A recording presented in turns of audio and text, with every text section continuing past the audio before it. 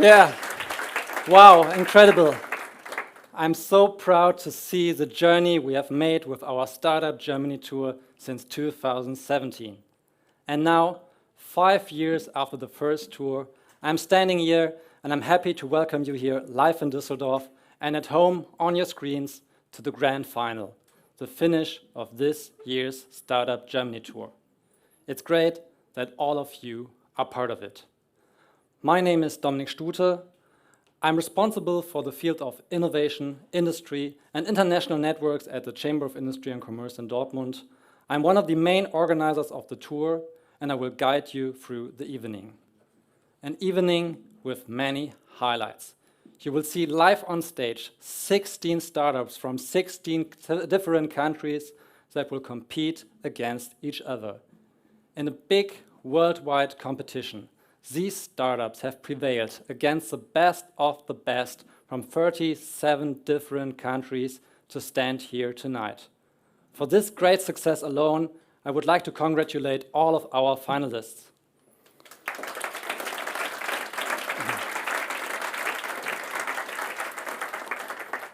But that is definitely not the only highlight tonight.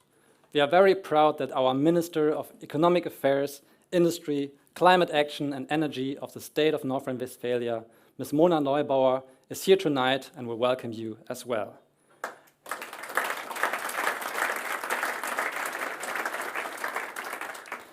And in addition to the ministry, you will also get the other partners of our tour during the program. At this point, already big thanks for the support of the NRW.BANK as our supporter and also as such a great host tonight, as well as to NRW.Global Business.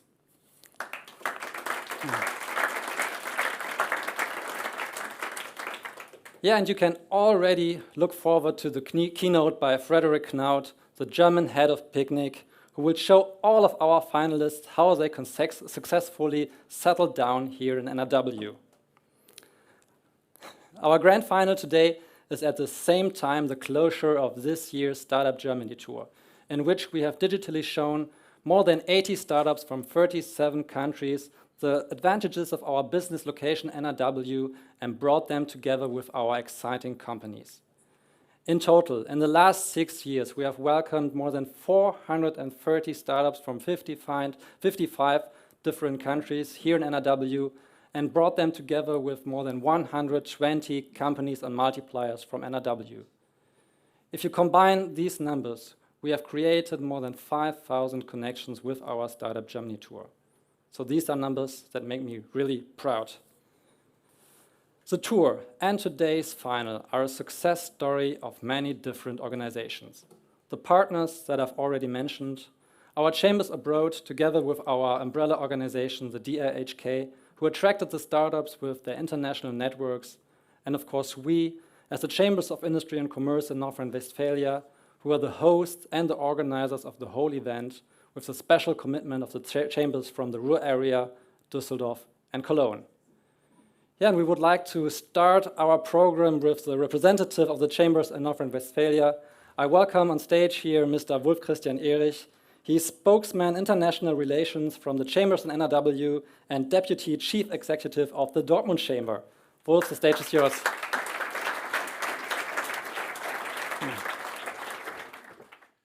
Yeah, dear Dominik, thank you very much. Welcome at Germany's next top startup. Very warm welcome on this stage. I think it will be a very, very nice evening. Thank you for your great introduction. Dear Minister Neubauer, dear Mr. Stölting, dear Felix from the NRW.BANK and NRW.Global Business, my dear guests, my colleagues from the diplomatic corps, very warm welcome here, and also behind the screens all over the world. Everyone, please imagine the year 2017 and how the world we lived in looked like. I think, and then imagine what's happened today in the last 5 years and especially in the last 8 months. COVID, Brexit, war, energy crisis. But I think one thing has not changed since then. We need innovations. We have great importance for innovations. And this is what we, as Chambers of Commerce in North Rhine-Westphalia, wants to do, have been working since 2017 with the Startup Germany. We bring innovations from all over the world to our companies here in this region. That's very important. No matter what the situation in the world and the economy is right now, it needs innovation to develop further as a company, and also it's important as a society. I think that's in this time very important. Collaborating with startups is one possible way to do this, and we will present a selection of the most exciting startups from all over the world. But who are we? Just Dominik mentioned someone, but we are the 16th Chambers of Commerce here in North Rhine-Westphalia. And we represent more than 1 million companies in the part of industry and commercial. So we also have, we call it the secret weapon, is not so a good word today, the secret weapon for German industry, our German chambers abroad. So about 40 German chambers abroad, so-called AHKs, and many other foreign partners who have made great startup selection for our Startup Germany tour. Thank you very much for them. And the other partners Dominik already mentioned, thank you for our ministry. It was a great cooperation. It was a great cooperation with the NRW.BANK and also a long-time great cooperation with NRW.Global business. Thank you very much. A greener, yeah, certainly.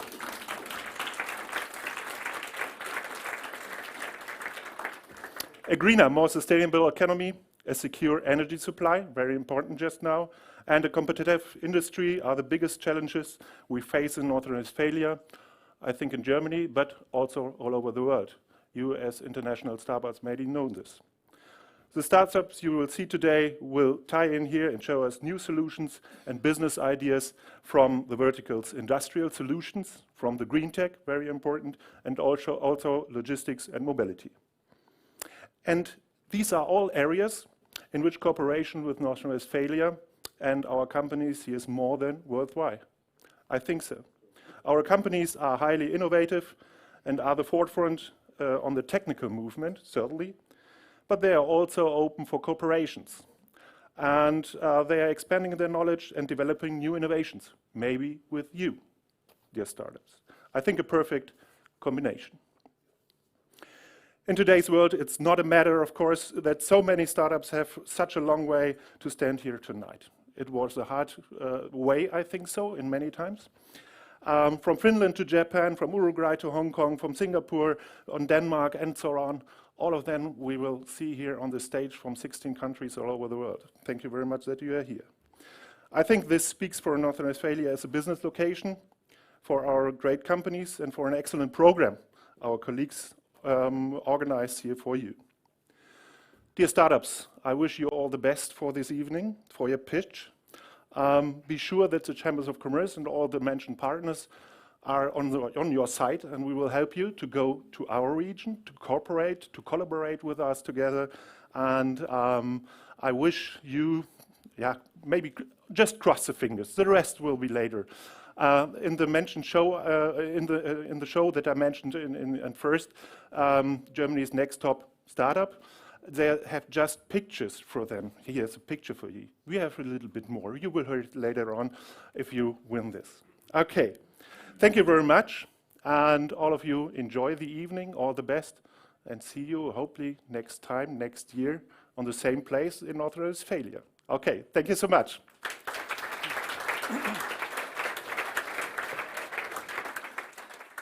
Yeah, thanks for this opening words. Since last year, the Ministry of Economic Affairs, Industry, Climate Action and Energy of the state of North Rhine-Westphalia is a great supporter of our tour. And that's why I'm even more pleased that today our minister is our guest. Ms. Neubar, to you and your entire team, big thanks for the great support and thanks for being here with us tonight. The stage is yours. Yeah.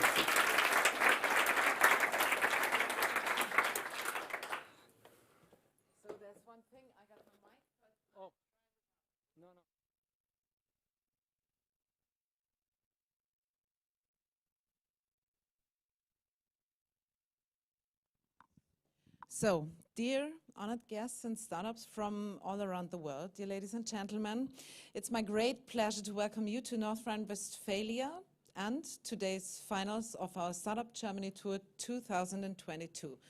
I would like to start with a big moment of thanks to all our partners and their valuable contributions to this tour. The national, international chambers of commerce, the NRW.BANK, the NRW.Global business, and to the wonderful team of my ministry. It's a great job you do since so many years. Thank you for that. You are an important part for the ecosystem of startups in our beautiful country. Thank you, thank you, thank you.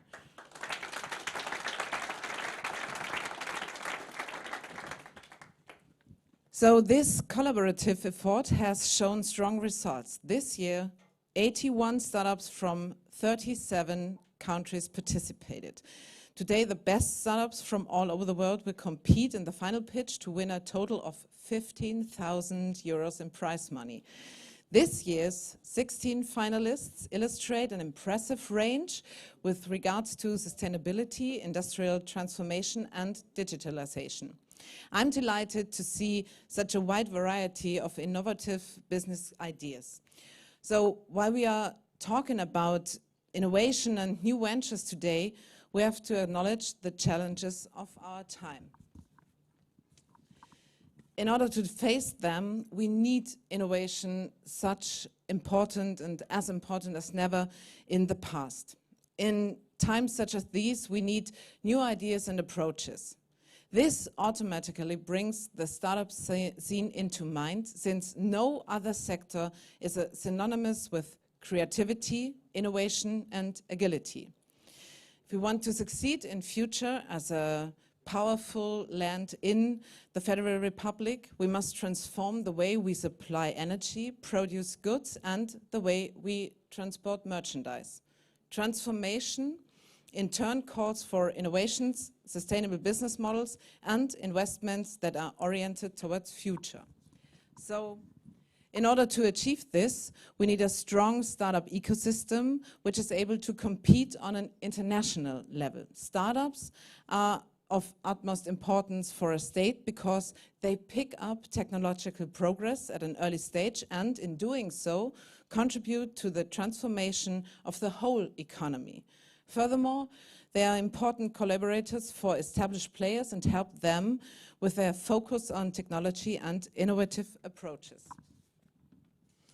We are very confident that we will become Europe's first climate-neutral industrial region, thanks, at least in part, to this strong ecosystem of startups. However, in order to improve our stance, we want to increase the international appeal for founders and attract promising startups from abroad. This tour is a great chance to get to know our state. North Rhine-Westphalia is located in the heart of Europe, and with regards to our population and our economy, we are Germany's biggest state. North Rhine-Westphalia holds an enormous market potential of 18 million people.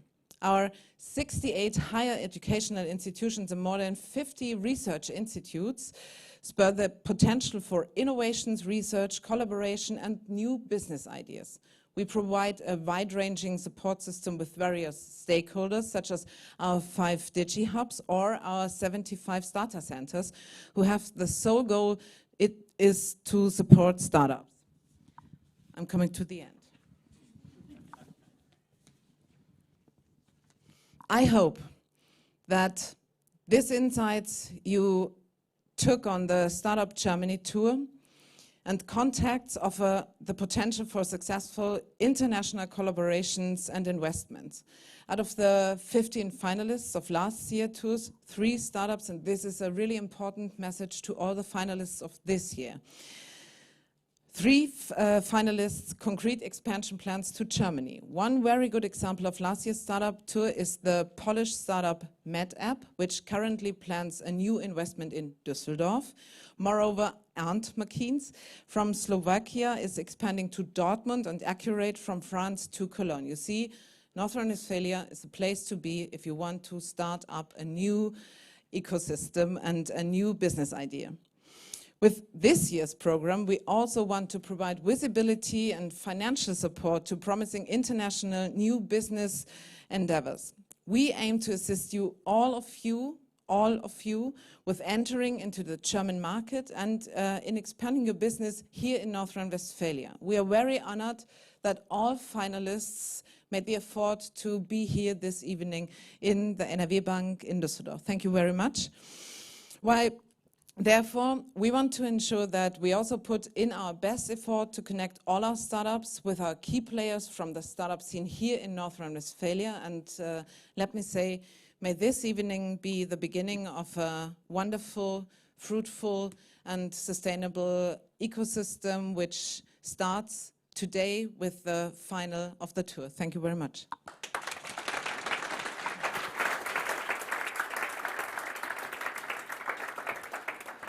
Yeah, big thanks for your words and again for your great support in the Startup Germany tour. With the NRW.BANK, a new partner has joined us this year. And they had not only given us great support in terms of content, but are also such a wonderful host today. Mr. Stölting, we learned you're not chairman of the board, you're a member of the board. From the NRW.BANK, I would like to thank you for your great hospitality, and for being such a great partner of the tour, and for sure, big thanks for your team. The stage is yours.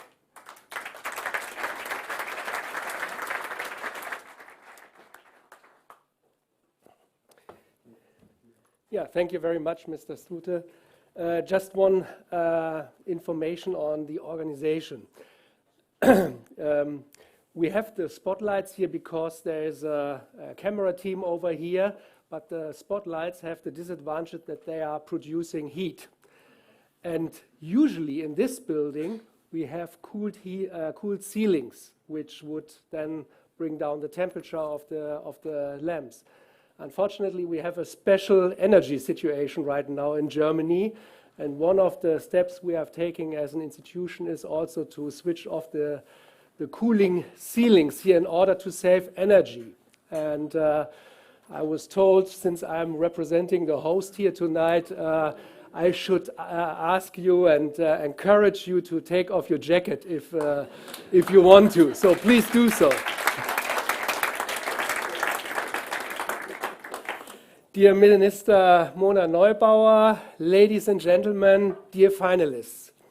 It is one of the great achievements of the Start.up Germany tour that some participations, and it has been already mentioned, in this tour have become firmly rooted to North Rhine-Westphalia in the past years. Let's be frank about it. It would be happy to make you and your ideas to stay here too. Roots are a good start. If well cared for, will ultimately result in growth. And that's exactly what I wish for you tonight's finalists. Over the past few days, you had the time to get to know our startup scene and ecosystem. Maybe you have already been able to put down your first roots and to connect with players from the local economy and other experts. I see, for example, Bernhard Mohr here, a very famous venture investor of Evonik Ventures. Thank you very much for being here tonight. So you should definitely also liaise with him later on. Yes, one of the men with the money. And maybe you have already developed ideas for fruitful cooperation or even more. At the same time, I hope that after the eventful tour to date and the encounters with so many good-humored people in North Rhine-Westphalia, we could see something in the movie here, you are still fit for tonight's ceremony. North Rhine-Westphalia, and our minister has mentioned this already, is an important startup location in Germany. Over the past few years, you have already had the opportunity to get an idea what makes our federal stage so special in this respect. North Rhine-Westphalia is Germany's most populous federal state, 80 million was the figure, please remember this, has the largest gross domestic product and is #1 industrial state. I can promise you that your ideas will fall definitely on a fertile ground here in North Rhine-Westphalia. The fact is that North Rhine-Westphalia needs solutions for tomorrow's challenges. Solutions that will help us master the transformation of our economy and our society towards carbon neutrality. Solutions that will allow us to prepare for the consequences of the climate change. And this is why I'm happy to be able to welcome you to today's grand final of the Startup German Tour here at NRW.BANK. I'm particularly pleased that we will be able to see 16 different startups from 16 different countries present their outstanding ideas in the live pitch on stage tonight. Ladies and gentlemen, climate change and digitalization are the mega trends of our times. What we need is profound change, not only in North Rhine-Westphalia, but all across the globe. And this is the only way to enable a functioning economy that will continue to develop and secure people's prosperity also in the future. The necessary transformation will affect all spheres of life. We need solutions to reduce the use of resources and energy and make it more efficient. We need innovations to develop circular economy, because this will help to minimize the consumption of resources and to preserve the value of products and raw materials in the long term. And we want to achieve energy transition. Digitalization is an integral part of all of this, as it enables new business models, better products, optimized processes, and growing efficiency. Digitalization makes the economy more crisis resilient and a growth driver. Located in the very heart of Europe, North Rhine-Westphalia is the strongest industrial region, not only in Germany, but all of Europe. Last year, the local industrial companies generated revenues of 356 billion euros. This corresponds to roughly 18% of the total revenues of Germany's, all over Germany, not only North Rhine-Westphalia, industrial sector. Young companies benefit from an extreme diverse market that is open to innovation. Last but not least, North Rhine-Westphalia benefits from a high density of hubs, technology centers, colleges, universities, and associated research institutes. The minister was mentioning this already, and it's very necessary that you will be well aware of this, because this is a very fertile ground to develop further. You have the potential to get off to a flying start and to help shape progress. Your diverse ideas, together with the experiences and impulses from other countries and cultures, have the potential to move North Rhine-Westphalia forward. And the Startup Germany tour allows you to network with each other and with potential partners. One of them I mentioned just a minute ago. To attract attention, to exchange opinions and discuss ideas. It provides the right stage. In all this, NRW.BANK, don't worry, it's not the advertisement block now, is a partner that will support ideas with a wide range of promotional and financing solutions. This includes promotional loans, our bread and butter business, as well as seed finance, venture capital, and diverse advisory services. I would say there is hardly a better place for founders to set up business. In North Rhine-Westphalia, you will find the people and the market to launch innovative ideas and to make them big. Ideas that will help us master the small and large challenges of the future are more than welcome here. And that's why it's good that you are here tonight. It's so refreshing, encouraging to see the startup scene take entirely new approaches to come up with new solutions all the time. It is you who make me optimistic that we will be able to master the challenges I mentioned before. So once again, a cordial welcome to all of you here at NRW.BANK at the final pitch of the Startup Germany tour. I would like to thank the Chambers of Industry and Commerce of North Rhine-Westphalia, the German Chambers of Commerce Broad, NRW.Global Business, and your ministry, Minister Neubar, the Ministry of Economic Affairs, Industry, Climate Action and Energy of the state of North Rhine-Westphalia for making this event possible for the 6th time. I will later have the honor to present our special prize for the most sustainable business idea to one of the startup teams. After all, sustainability is a central guiding principle and a key criterion of NRW.BANK's decision and business policy. It's an increasingly important factor of success in business. This is why we support the federal state achieving the Paris climate goals and becoming the first carbon-neutral industrialized state. But now I'm looking forward to an exciting and entertaining night with you and your startups. Keep my fingers crossed as my co-host as well. For all of you in this final, and thank you very much and good success.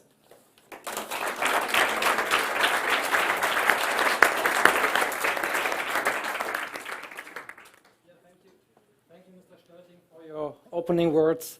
And I think it's no problem at all with the temperature because it fits perfectly with the hot startups you will see later. Yeah, and before these startups come to the stage, we first want to show you who will decide about their fate. We have put together a great jury for this, and the jury members would like to introduce themselves now to you. And we start first with Dr. Kathrin Bischoff. She's policy advisor for innovation markets in Asia and North America at the Ministry of Economic Affairs, Industry, Climate Action, Energy of the state of North Rhine-Westphalia. Kathrin.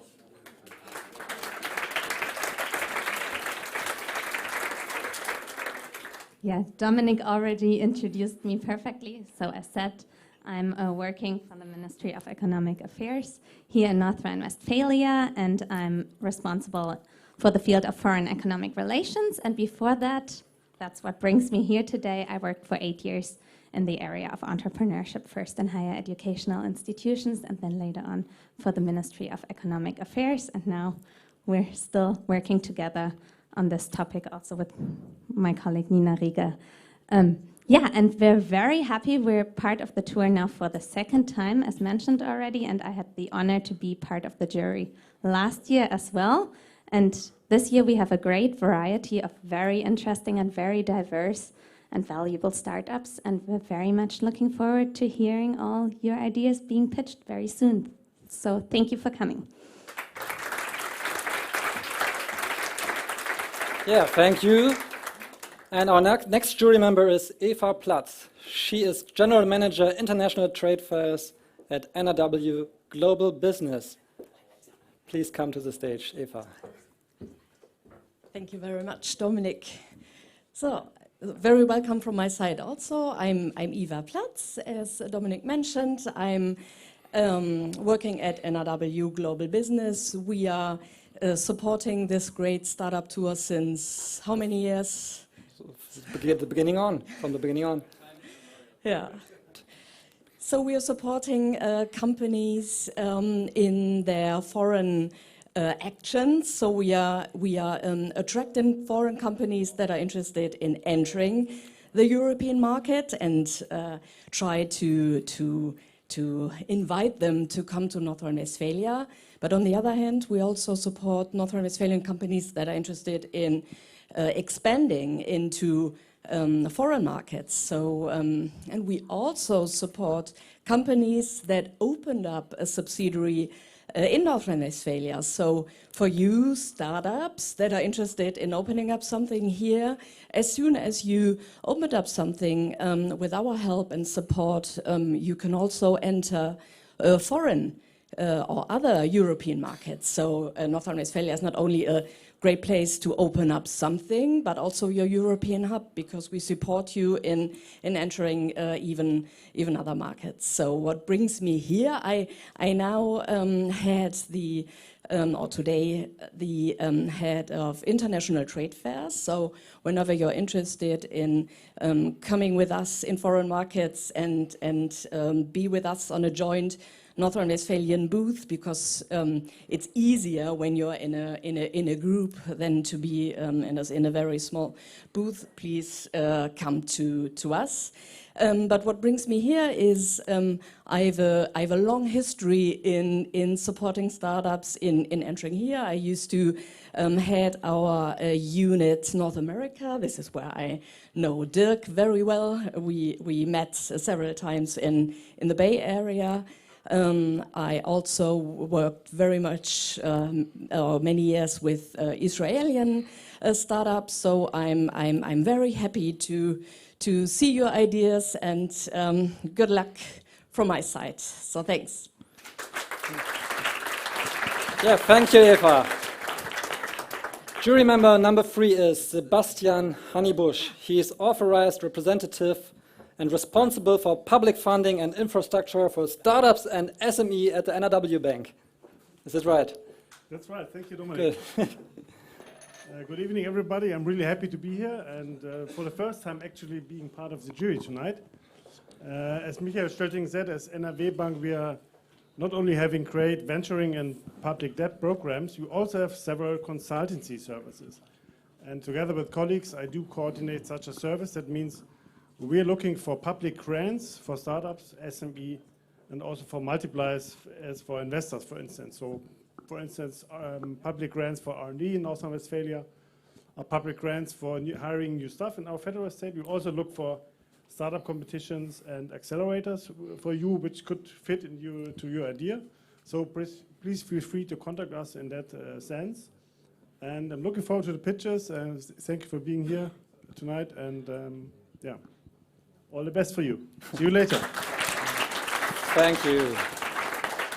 So you may have noticed that these were the 3 jury members that come from our partners, and there are 2 more to follow. I welcome on stage Iris Wilhelmi. She is Managing Director at the DigitalHUB in Aachen.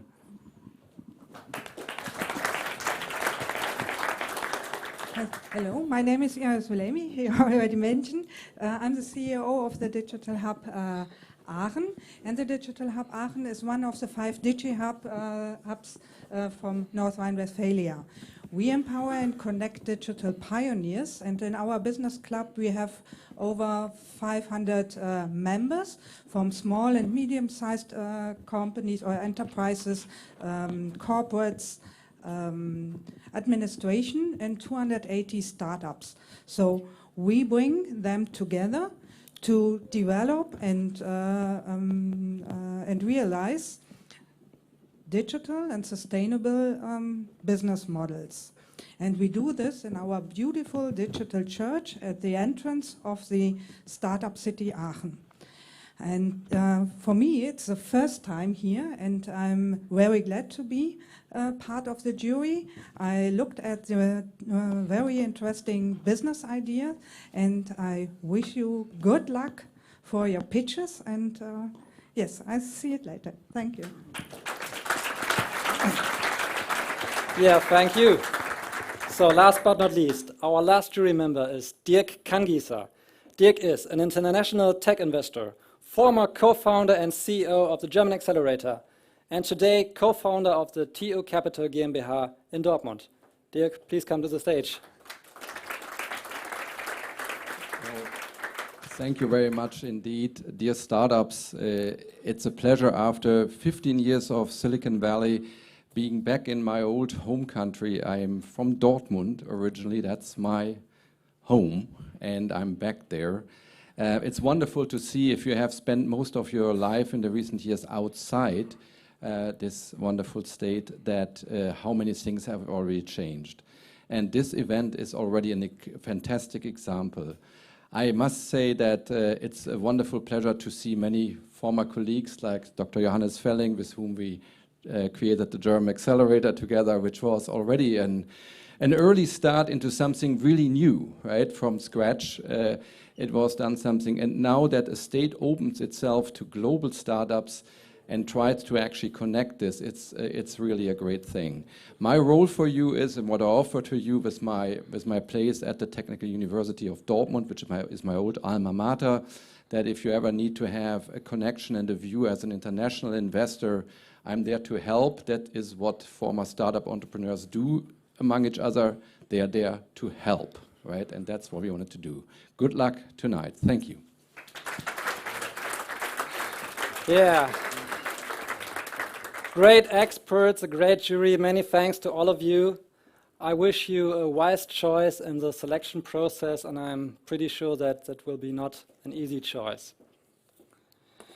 Yeah, now we're already starting with the first pitch round. From now on, you will see 16 startups from our 3 different verticals: industrial solutions, green tech, and logistics mobility. The 16 startups are not only fighting for honor, but also for an attractive prize money sponsored by our ministry. 2,500 euro for the third place, 5,000 euro for the second place, and 7,500 euros for the first place. And as you already heard, the NRW.BANK will also sponsor an additional prize money of 3,000 euros for a particularly sustainable business model. Each startup has 3 minutes time to present itself, and afterwards our jury has 3 another minutes for the Q&A. Yeah, and we are starting with the industrial solution startups. And our first startup today comes from Finland. I welcome on stage Hanny-Busch, hopefully that's right, co-founder of Aeroff.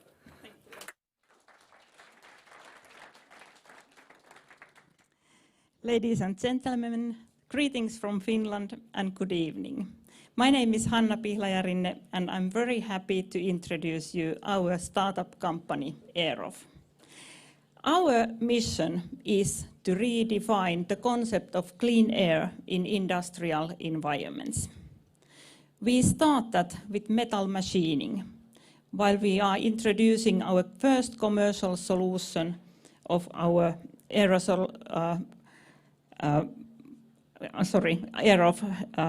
solution.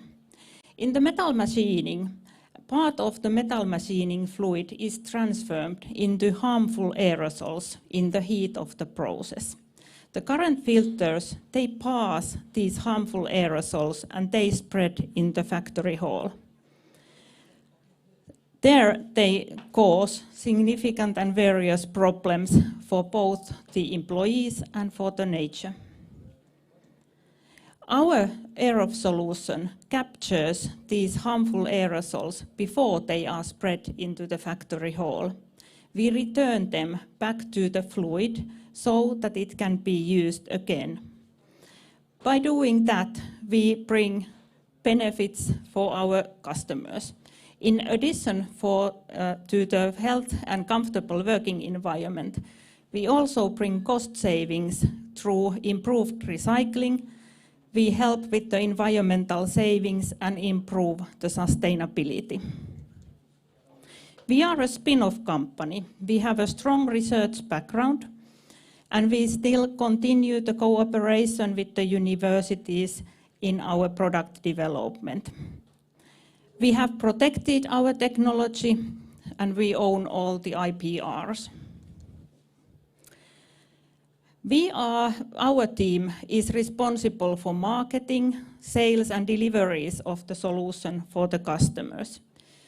In addition, we have strategic partner network who is responsible for manufacturing the equipment. We see huge business potential in future related to our IPRs also. Here you can see our team. We are multidisciplinary and very committed to Aeroff work. I would like to end my presentation with my favorite feedback that we received from one of our prototypes in the research phase. We are here to improve the industries to be better places for both for their employees and also for the environment. Thank you.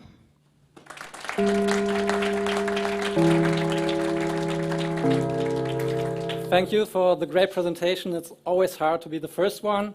And now 3 minutes time for the jury to ask you questions. Someone has to start. Can you say something about the business model? So how do you earn money? And maybe another question regarding your money you need for the future. Okay, thank you. Good questions. Our business model is such that this is a tailorable solution. So we design the solution for the customer, and then the customer buys the solution from us. And for the future, we have been working with quite limited resources, and we have been proceeding very carefully. So now we see that the German market is our main market, as Germany is #1 in metal machining in Europe. And for that, we need more resources and new contacts here.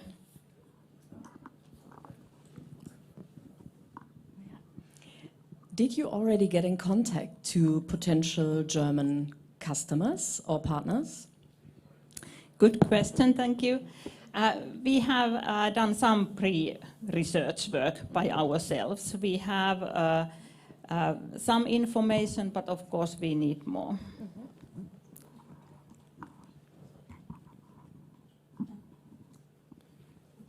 Don't be shy. No, I'm not shy. Great concept. If you could give us a rough idea about the return on investment, if there is a calculation base for that for a CNC owner, please. Yes, that is a good question also, thank you. And a bit difficult to give a clear and simple answer. As the metal machining factories, they are all different. They use different kind of metalworking fluid. They use different amount of that. They have different machines and different ways how they operate the machines. It all affects both for the price of our solution, but also for the benefits they get. So it's calculated individually. But may I, a quick follow-on, just a rough idea for a typical CNC machine, what would be the investment, roughly? If I need to give a rough estimate, I would say 4 to 5 years maybe would be one option. Very quickly, you mentioned the IPR. How far ahead are you in the process, and what differentiates your solution from the competitors? In fact, at the moment, there are no other solutions. So, sorry, time's over. Big applause for you.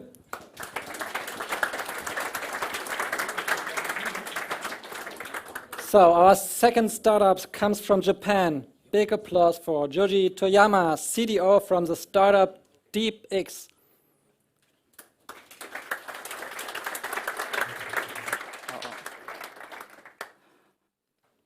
Hello everyone, I'm George Toyama, a CDO of DeepX.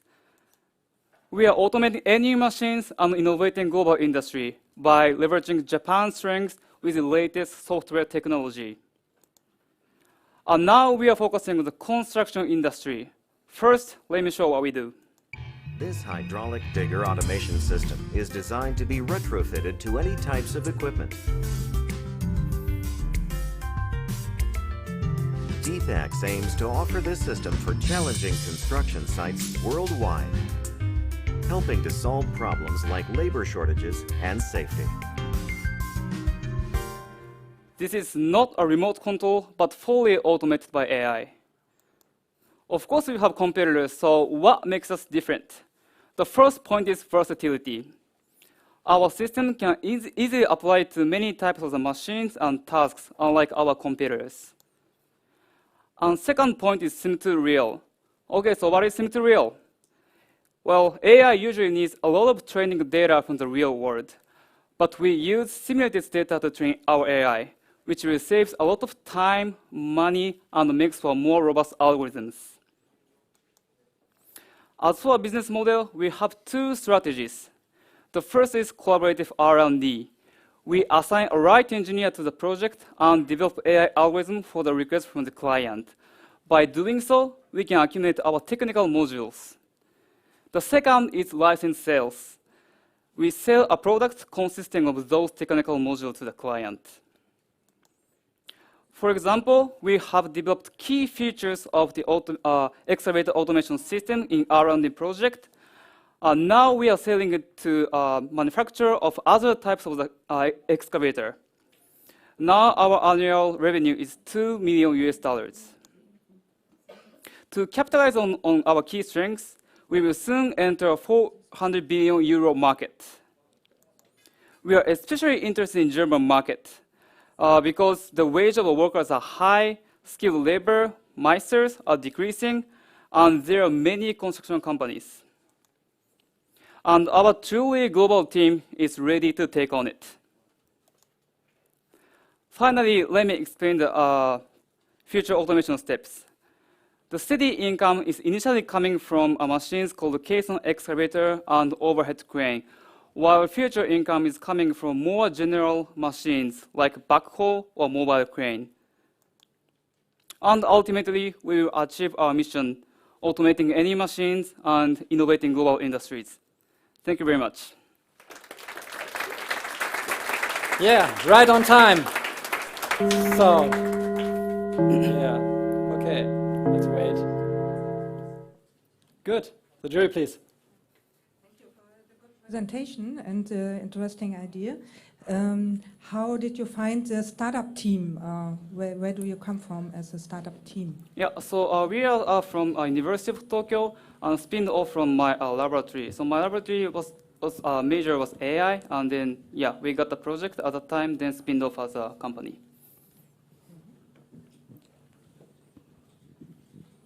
So you want to expand globally? What are your plans for Germany and especially for our federal state? What are your ideas for coming to our federal state?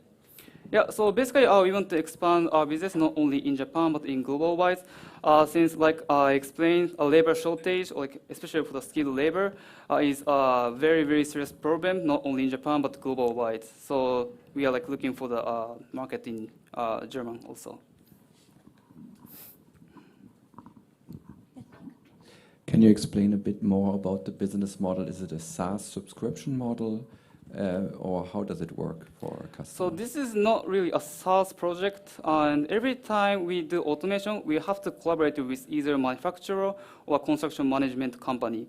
So it's going to be, we will need a little bit of customization, but as our software gets better and better, then the need of customization will be decreased. So more like our business is going to be more and more scalable. So who is your biggest competitor? So I would say one of the biggest competitor is Safe AI, and they are actually now entering the Japanese market and doing a big project with one of the general constructor in Japan. You mentioned the 400 billion market. Can you elaborate a little bit more on the market and the types of customer you're particularly addressing? Yeah, so as for the size of the market, I explained this is based on the number of the workers who is actually doing the operator. So this is kind of big number. But particularly, we are looking for the manufacturer of the heavy equipment.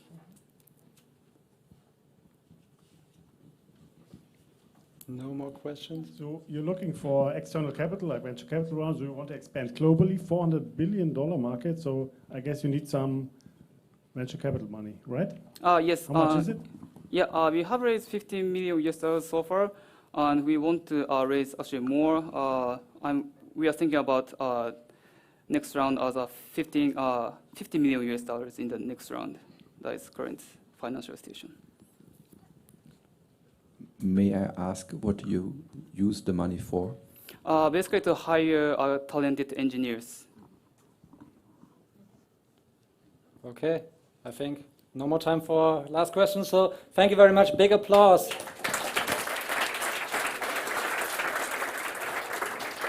There's always a gong. So startup number 3 is now DevisionX from Egypt. I welcome on stage Samar Hamdi, co-founder of DevisionX. Thanks, Dominik. Wish you good luck. Hi, everyone. I'm Samar Hamdi. I'm a co-founder and CPO at DevisionX. Limited AI skills expertise, complex and the long process of AI development, and the lack of easy tools are the challenges of adoption of AI in many industries. Add to that AI is out of their core experience, especially in sectors like manufacturing sector.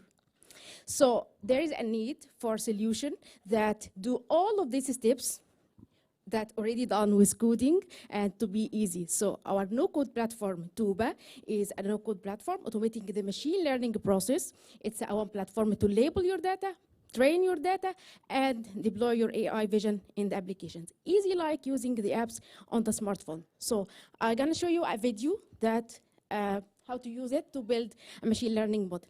Please the video. So here is the start by just creating a project, add some information that's related to the name, the description, and the project type. After that, I'm gonna add some information to the labels, like eye defect or crack defect in datasets that's related to the glass, and then uploading the images from different resources like the Google Drive, your local PC. After that, it's starting labeling process. Just one click to start your to start labeling your image, or also you are able to use the shortcut letters. After labeling all your image, you are able to start training, and that's it. Our no-code platform is AutoML tool, which means that it can support you with the best and accurate machine learning model automatically. Here, you are able to get real-time monitoring for the machine learning, for the training process, and after that, you can go to the dashboard and test your machine learning model or even download it. System integrators and robotics providers are able to use our no-code platform to build the quality inspection systems, vision-guided robots, or collaborative robots in the manufacturing sector. We're gonna start with the system integrators and robotics provider as target segment. It's a SaaS business model with different packages start from $300. Tuba is supporting a non-developer user. It's also flexible in deployment on cloud, on edge, or even you are able to export your machine learning model. Me, Aziz, and Rashad, we are 3 co-founders with experience of building AI and vision solutions in manufacturing and fintech. We are seeking for $5,000 investment to accelerate our process and also serving the German market and also the European market from Rhine-Westphalia. You can get a free access to our platform through Tuba.ai. Thank you. Great. So, the jury, please. I'm happy to start. A bit about the machine learning. How do you actually give feedback to the user that actually the learning, in fact, is actually a good learning? For the user? For the user of it, because she has the data, and therefore the quality of the data actually is not in your hands, but it's in the hand of. So quality control of your system. We are getting some restrictions or guidelines, like for example, you have to the minimum number for the images that per class is about 30 image to get a bit accuracy. The other also guidelines, like if you want to deploy it on the edge, for example, it support OpenVINO, it support and how can you customize to get this output. And by the way, we just get the technical confirmation from Intel by the end of last week to be a partner with them, and we gonna go through to be a golden partner to support OpenVINO with the output. So we give them like a guideline, and he can go through it to achieve the minimum better accuracy for him. What is your approach to generating new users? Sorry? What is your approach to generating new users? Like, how are you planning on getting new users? We have a great experience in building machine vision systems, customized machine vision systems. So that's why we start with the manufacturing sector. So we are able to give them the support that they need to choose the best hardware, and also we start to make partnerships with hardware providers also to build the whole plug-and-play system for this end user. But it's not only for manufacturing, actually. Even you are able to build a mobile app and using AI and computer vision, you are able also to use our platform. In agriculture, in health tech, in many other sectors. But we're gonna start with the manufacturers. So partnership is one of the great and golden things that we are doing. Add to that through its success, so we can sell it and also integrate with other partners from the software side, in addition to, of course, its direct sales. Which platform do you need? Waiting for your question. I'm waiting for your question. Okay. What kind of platform do you use for calculating your data? It's an American platform, German platform, Asian platform. So you need Amazon, Google, Microsoft. What kind of server you use for the calculator? Calculator. For the AI you use? No, again. Which system you use for the AI? For the cloud or? Yeah, for the cloud. Yeah. We are using many Google, Azure, AWS. Sorry, time's over. Thank you very much for your presentation.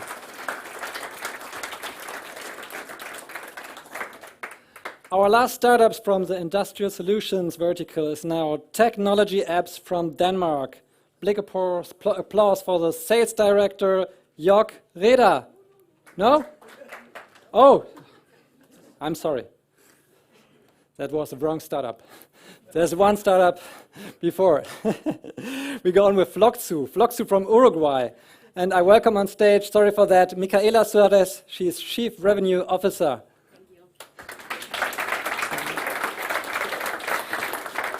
Hi everybody, I'm Micaela Suarez, the Chief Revenue Officer at Flokzu. So, are these situations familiar for you? So, in that case, not only you have some challenges in your organization, but also you have a solution. Flokzu can help you. Flokzu is a world-class business process management platform that lets you automate even the most complex business processes in your organization. So, in the platform, you can create your forms, your flows, automate tasks, have your inbox, and have a report with the real-time data with your KPIs. So, an important point is that the platform is low-code, no-code. So, you don't need to have IT knowledge, and you don't need to invest in any consultancy team. Our mission is to support companies in their digital transformation, cost optimization, around 30%, and obviously eliminate the use of papers. Our goal is to be the #1 BPM in the world. And we are working to be in there. Nowadays, we have more than 50,000 customers in more than 65 countries, and we have 50 employees from LATAM, from Uruguay, and we received the recognition as the top 3 BPM solution in the world. Nowadays, the platform is in 5 languages, including German. Here you can see some of the recognition. We can help every company and every industry, regardless the size.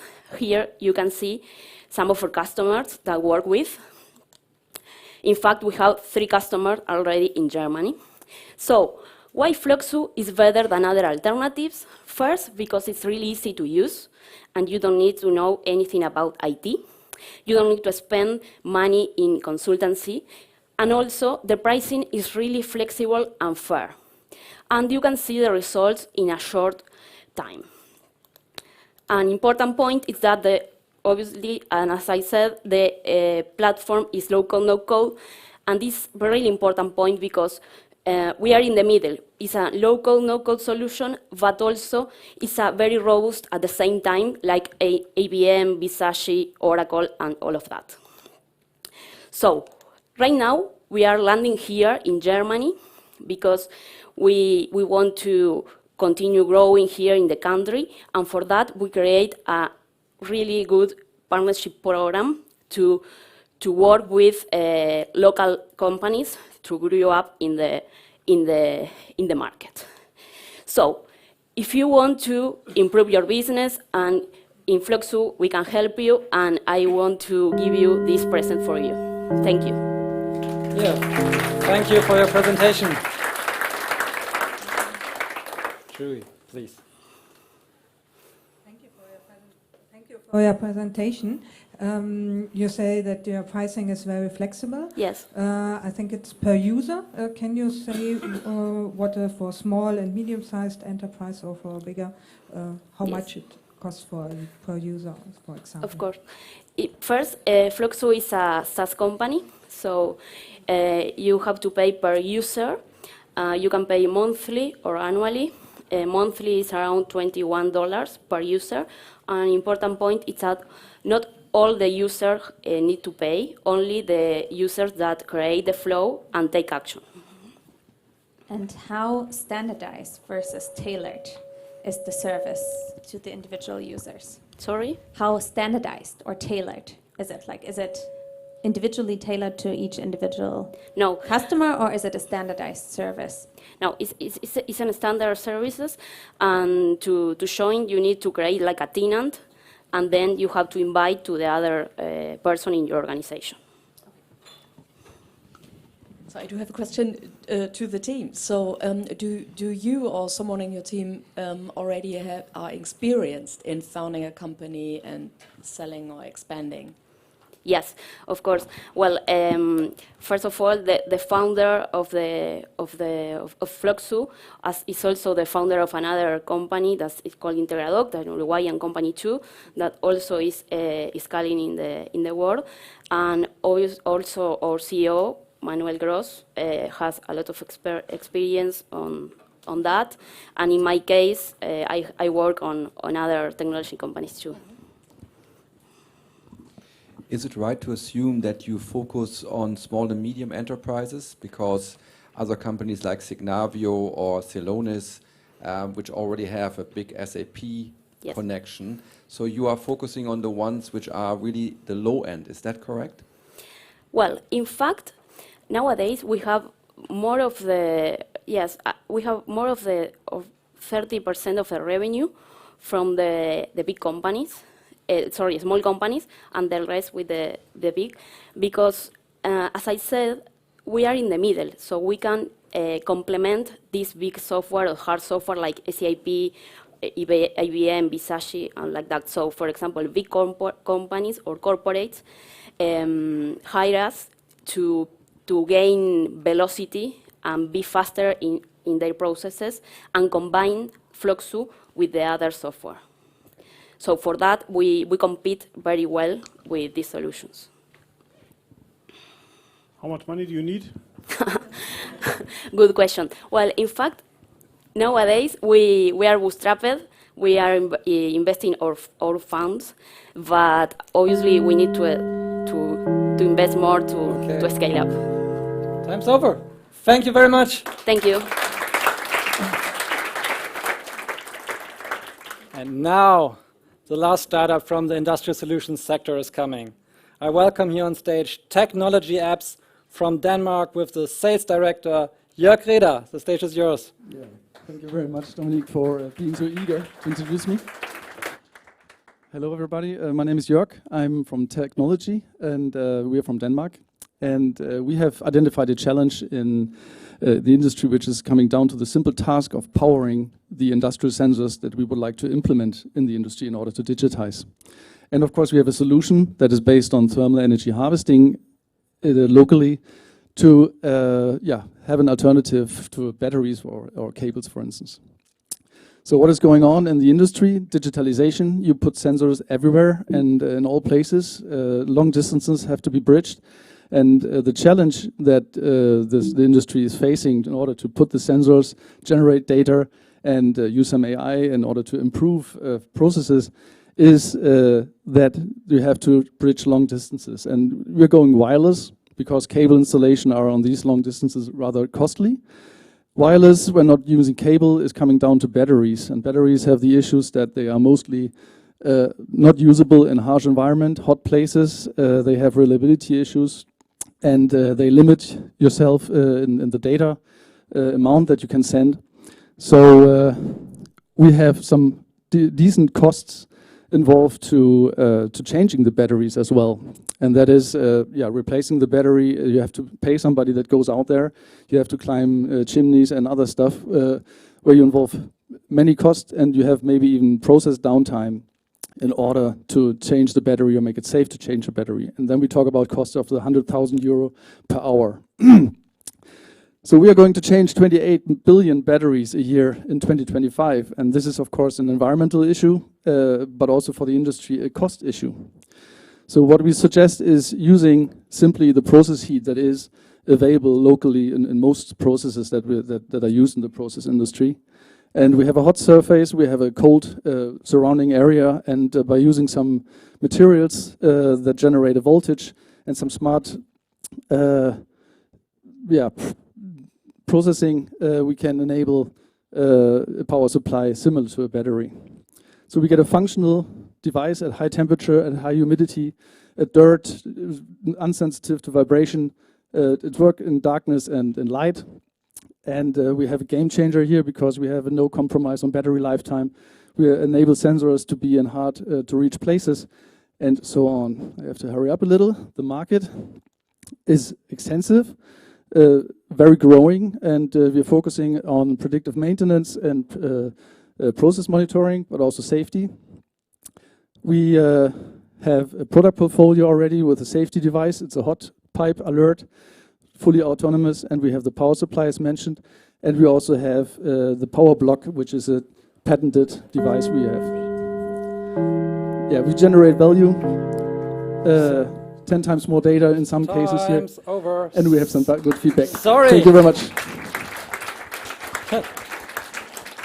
But 3 more minutes for the jury now. Of course. If you could make if you had a wish, who would be, or what company would be the partner in Germany you'd absolutely like to work with? Absolutely like to work with. Well, there are many companies, and which are mostly sensor developers. We have for the power supply, because these sensor developers meet the challenge in industry that the customers tell them that batteries are not an option. So there we have already one partner like Sigpos. They have this is a German company, and well, Schaeffler is of course a very nice name there, and yeah, there are many companies. It's not like a specific one we would prefer. Maybe it was still in the missing slides. Can you elaborate a little bit more on the revenue model and the cost structure? Yeah, the revenue model is. Well, the revenue model, we sell components, either the components or we make entire systems. And in the long run, we are actually using, the business model is running on the power brick, which is a flexible and patented TEG, which is the generator that produces the energy. And that is has no rare earth metals, which makes it very inexpensive, which opens up the market for thermal energy harvesting pretty much, because this is still an expensive technology. So this is the long run then. But we enable the market with the components that we, with the products we produce.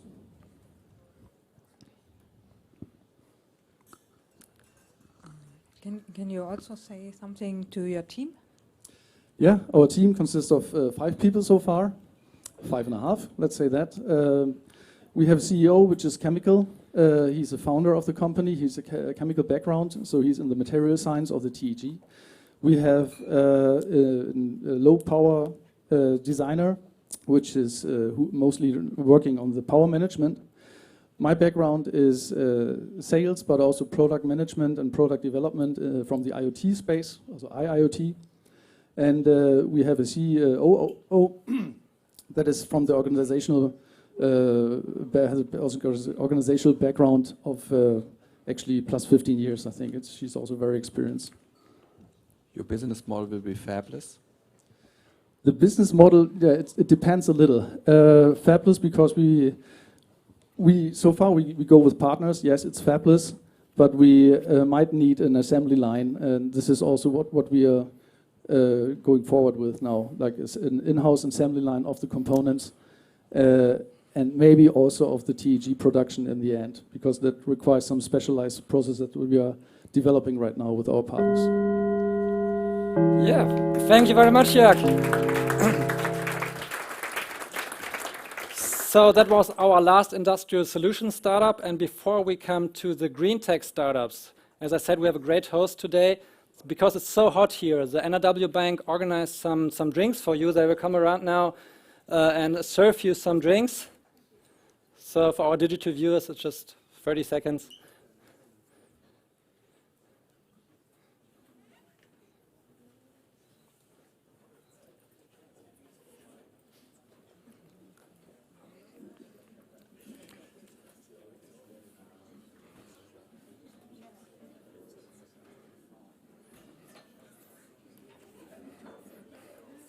Maybe it's 1 minute.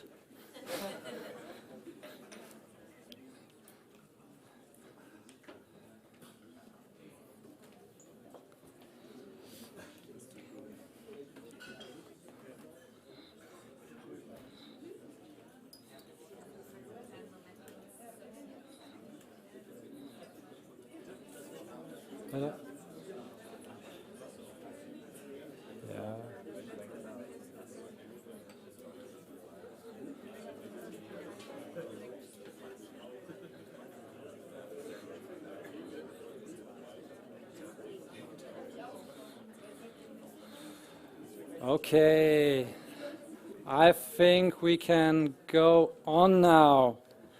And our first green tech startup today is Bubbles Energy Saving Greenhouses from the Netherlands. I welcome on stage Anton Paardekoper, founder and managing director of Bubbles. Hi, dankjewel. Thank you, Dominik. Hi, good evening, everybody. My name is Anton Paardekoper. I'm one of the founders of Bubbles. And the simple thing is we build energy-saving components for greenhouses, walls and roofs, and we can help growers save a lot of energy. I would like first to thank the Industrial Trade Chamber and the NRW.BANK for their hospitality, and I hope we have a good evening. So why are we doing this? I think the answer is very simple. Energy costs are a big problem for growers. They use a lot of energy. In the Netherlands, typically, they take about 10% of the natural gas consumption is by horticultural industry. And energy costs have been a problem. And actually, if you look very sharp at the curve, the energy prices were already a problem way before Putin invaded Ukraine. Prices were already going through the roof. Which means for growers, typically, they spend about 1/3 of their operational cost on energy. Yeah. So why is this relevant? It means they lose money, and they lose quite dramatically. Their income has about halved on average. The good news is that the more innovative people are currently investing in better greenhouses because they understand that the only way to do something with the energy cost is to invest in energy-saving greenhouses. Can you start the video, please? Let's have a look. Should start. No? Yeah, oh. Click with the mouse, please, on the video, or... No, then we'll do without. Okay. You should have seen a system we have built. We've built 4 greenhouses right now, building a 5th one, and I would have shown you that we do a very simple trick. We blow soap bubbles in a double wall. When we blow the soap bubbles in, the features of the building change dramatically. Your energy loss drops by a factor 10. We can do that in the wall only. We can do that in the roof. Because we build our roof differently, we even transmit more light than a normal greenhouse. So we offer a grower the option to lose less energy, save more money, and have a good crop. We've invested in climate control to be able to control how everything works. And if needed, we can build small greenhouses. Which means the other way around, we're not going to be a big greenhouse builder, we will supply subsystems. Oh, there the video starts, but okay. I'll save that for you. There's something wrong in this presentation, but okay. So who are we? We are a small team, 9 people from Poland, Norway and the Netherlands. We focus on Northwest Europe. We currently sell in Scandinavia and the Netherlands, and together with the Dutch German Chamber of Commerce, we're now rolling out to Germany, because Germany in horticulture is the second market and a very interesting one. What are we doing here? We're looking for customers in Germany and industrial partners to organize our process, and we're looking for investors. So that was my point. Okay. Yeah, great. Thank you. And even without the video, a great presentation. Yeah, okay, thanks. Okay, any questions? Jury, please. Can you maybe elaborate a little bit more on the greenhouse market in Germany? It's a big thing in the Netherlands, Yes. but how has it developed in Germany, and how do you, because you said it's the second It's largest. the second. It's about, let's say, 7,000 hectares of greenhouses. Development in Germany is interesting. It's more small-scale operations, so it's a little bit more small scale, which actually is interesting because that is for us a better entry market, smaller scale of operations. A lot of family-owned companies, which means the funding is an interesting point to work on. So one of the things, we now sell equipment and we sell greenhouses and components, and we're working with a financier to see if we can actually sort of sell the energy as a service. Not ready yet, but in the development. And if you look at the, so one thing we don't know yet, that's why we just started doing sales in Germany, is how the energy market works, because that is per country quite different, especially for larger energy consuming companies. Is that an answer to your question? Yeah. Good, thanks. Anybody else? Yeah. So if I understand correctly, you are providing full greenhouses, including the control, the operational control, and the advantage is that the soap bubbles are a better insulator. Yeah. The question then for me, how do you control the operational bubbles? I have bad experience from my bathrooms as a kid. Yes, so I think, yeah, no, well, apparently we have been more successful, but we're not kids anymore. So I think that is the, no, that's the thing we invested in, is to develop algorithms to predict that. We've used the university in Delft also to model how that behaves. And we're actually stepping back. So we've built full-scale greenhouses, completely turnkey with the automation, but we're now teaming up with industrial partners because that's the easiest way to go faster. And we're not a large company, so we would do large projects. Customers would get nervous, I think. Yeah, so we're trying to scale down. So how's the feedback out of the 4 greenhouses you already built? Yeah, so one is with a grower in Norway. They run the greenhouse already for 3 years, and they're busy with expanding and building an next one. Mm-hmm. So the short version is they're happy. And they've slashed their energy footprint in the winter with 80%. So they really saved a lot of money. Yeah. Is it also possible, if I have, for instance, a greenhouse already, to act as a supplier, and how does it affect the existing house then, if you just are a supplier and not serving the whole greenhouse? So what we're actually aiming for is now to start replacing walls, because that's the easiest part. It's about 1/5 of their energy footprint is through the walls. It doesn't impact their automation, it doesn't impact their crop management, and the investment is lower. So the retrofit we're going to do. Yeah. So thank you, Anton. Thank you, Dominik. Okay. Thank you. Bye-bye. So we stay in Europe and move on to Norway. I welcome on stage Marco Nissen. He is sales manager from the startup Celsia. Stage is yours.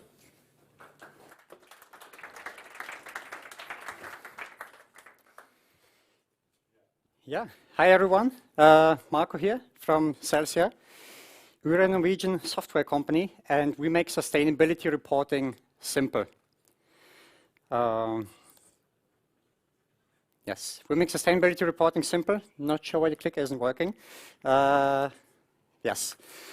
So we've heard sustainability is a really important topic from multiple people here tonight. And a lot of companies, of course, also want to show that they are sustainable. They are taking this topic very seriously. The problem we see is that measuring sustainability is very hard. I mean, you can imagine this a little bit as if you try to, compare the healthiness level of, let's say, an Italian pizza and a currywurst. Not that easy, right? So the great thing is that measures are on the way, and the EU has made it compulsory for companies to report on their sustainability performance. So based on the latest EU regulation, it's actually mandatory for 11,700 large publicly listed companies to disclose their sustainability performance in the beginning of 2023, based on a framework called the EU taxonomy. And only 3 years later, so actually in 2026, this will extend to 50,000 companies that will have to report. We see, and this is really great, that there's a bunch of companies, many big companies have already started reporting, are taking this new initiative very seriously. Among others, also some of our guests here. I've seen E.ON this morning. I know Evonik, Bayer have already started reporting. I know, are you here? Maybe short raise of hands? No, can't see anyone. But yeah, so big companies are taking this very seriously, and we have helped a number of, large, Nordic companies mostly, to help them make sustainability reporting a lot simpler. And we would like to do the same thing here in Germany, because we see that Germany is the key market for us to succeed in. With more than 7,000 public companies, from which 700 already have to report beginning of 2023. And I mean, which better place to start than here in NRW with all the big companies? I mean, 10 of the 40 DAX companies are present here. So, thank you very much. Yeah. Thank you, Marco. Who wants to ask the first question? So, thank you. Who is your biggest competitor, and what size does the biggest competitor has? Yeah, that's a bit a tricky question, because actually where we see the most competition is from consultants. Because right now, what most of the big companies do, speaking size of Volkswagen, E.ON, etc., they typically go work with the big four, the large consultancies, and have them do the projects for them, which is of course very money intensive. Very good, of course, but still costs a lot of money, and that's where we see the large benefit of using a software.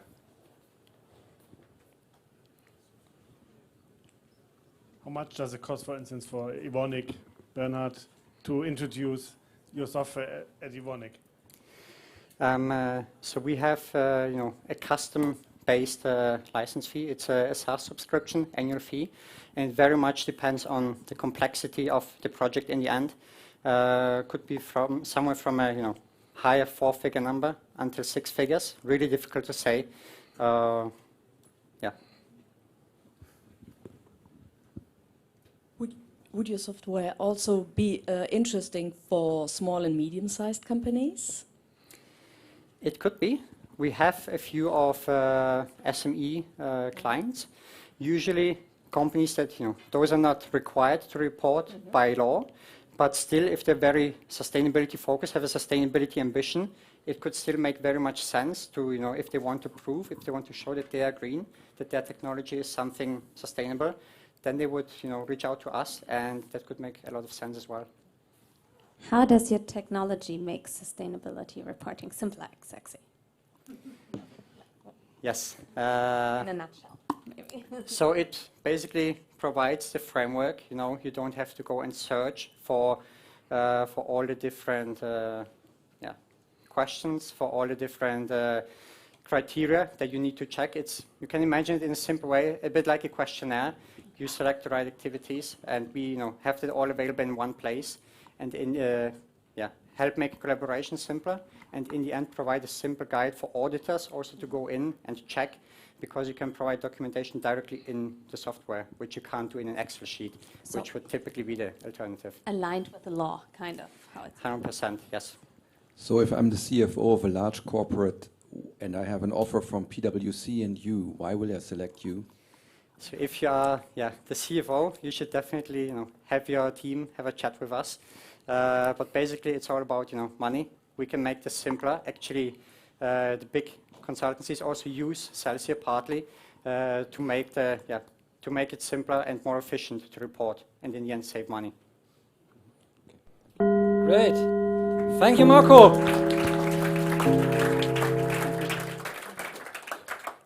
Okay, and we go on with green tech startup number 3, and this is Green Boom from the US.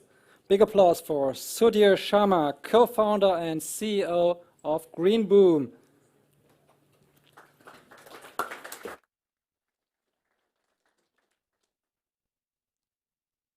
Thanks for the introduction. All right, we're Green Boom from the US.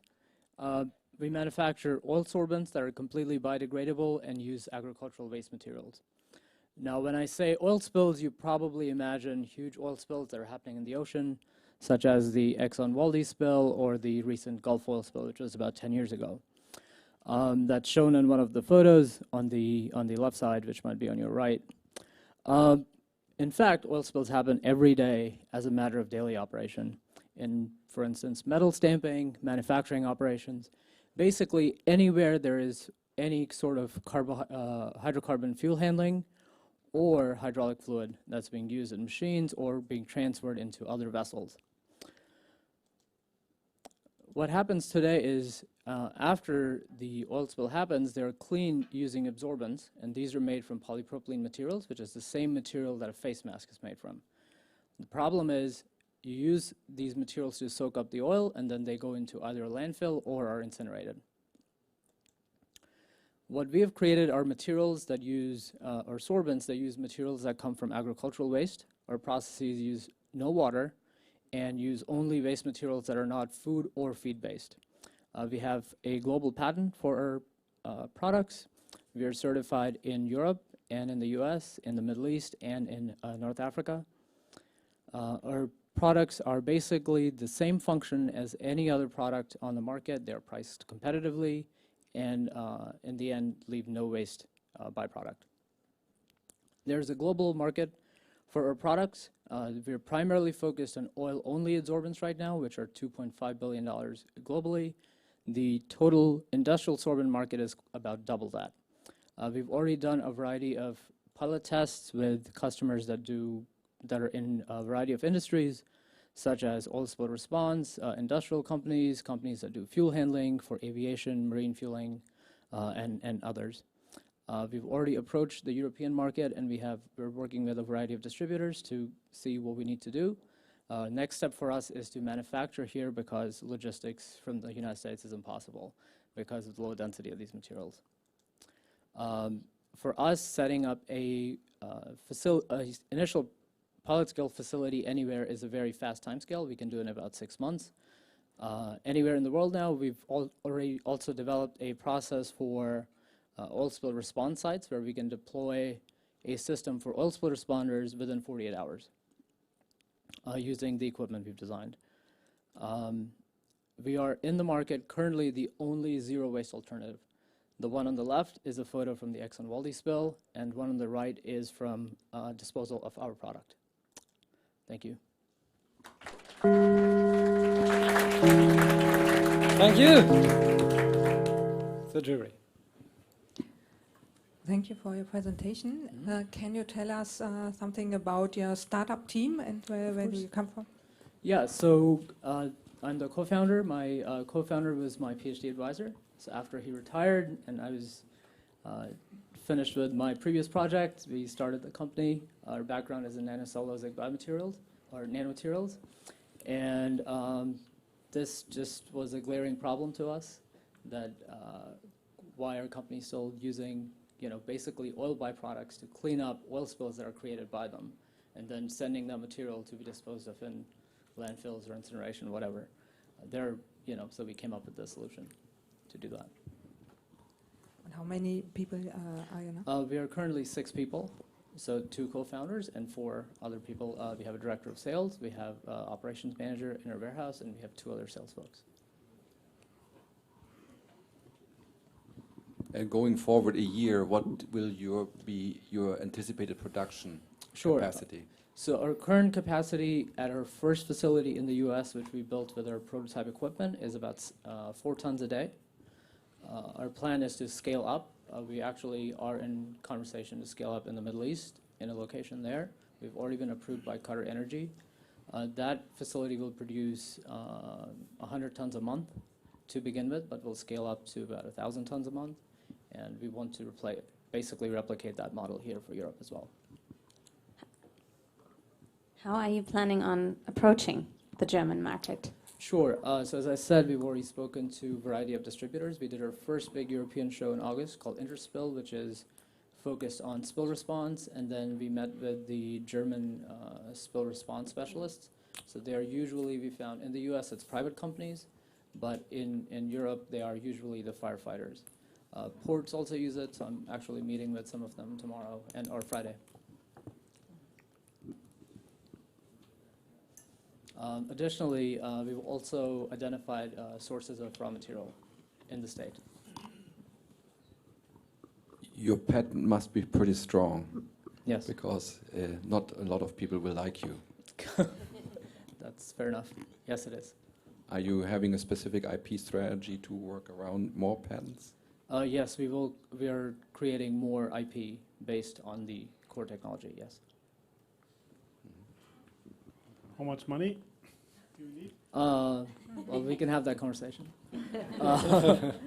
It really depends on scale and how we decide to do it. I mean, we have a plan, but we'd like to work with a local European partner that knows the market better than we do. Yeah. So I have a question to your raw materials. Sure. So are you flexible there? Can you use different? Okay. Yeah, we can use all kinds of agricultural wastes. Yeah. Great. Big applause for Green Boom. And now we go on with the startup HydroX from Israel. Asaf Sayaya is CEO of the company and present it to you now. The stage is yours. Thank you. So good evening, everyone. I actually arrived a few hours ago only from Brussels, where I participated in the European Hydrogen Week, and I have the pleasure to talk with you today about hydrogen, or how this molecule is going to actually help us cope with our climate change challenge, and with the energy crisis that we are all we're all facing these days. So HydroX is reinventing hydrogen storage, and this is the next challenge of this whole industry. The hydrogen economy will not happen with the current conventional technologies in this space. Compressed hydrogen, liquefied and cryogenic hydrogen, ammonia, all these technologies, all of them require very extreme conditions of temperature and or pressure to make the reaction happen. They all are either toxic, flammable, and or explosive. At least two of these three. And bottom line, they are all very expensive and very, very hard to scale because they're all very dangerous. So the whole industry needs to reinvent this technology, and this is exactly HydroX mission. So HydroX has developed a disruptive technology which enables us to store through a catalytic and completely reversible reaction hydrogen into this liquid. So this liquid is water-based, and it can be stored very easily in completely standard water pipes, water tanks, and even plastic bottles such as this one. See, I can open the bottle, smell it. I could throw a little bit of, but I'm not sure that everybody would be happy. Actually, we can't do that with any other hydrogen storage technology on our planet. Actually, if I would do that with any other of these technology, or some of these, everybody in this room would be dead. Sorry. So this is a complete disruption in the way we can handle hydrogen, and this is our disruption. So this liquid and this hydrogen carrier is water-based, as I said. It's non-toxic, non-flammable, and non-explosive. And on top of it, it is extremely energy efficient. So we require very low conditions of temperature and pressure to make the reaction happen. And all in all, we reach up to 94% of energy efficiency, very, very far away from our competitors, all technologies. Bottom line, we're going to bring hydrogen storage costs, OPEX costs, to below $1 per kilogram, which is exactly the cost that the industry needs. And this is very, very far away from all the competitors. Some of the technologies reach up above $7. The cheapest technology in the space is compressed hydrogen. It's between $1.50 and $3. We'll apply this technology very soon to different applications, and I'll be happy to tell you more in a second. Yeah, great. So, it's your turn. Jury. I don't need this. Yeah, okay. So next year you like to start a couple of pilots. Absolutely. Tell us a bit more how a pilot will look like. So actually we signed our first pilot, which will be deployed in the next few months, and we're in drafts on additional ones in Asia and in Europe. Europe is a key market for us, obviously, and Germany, of course.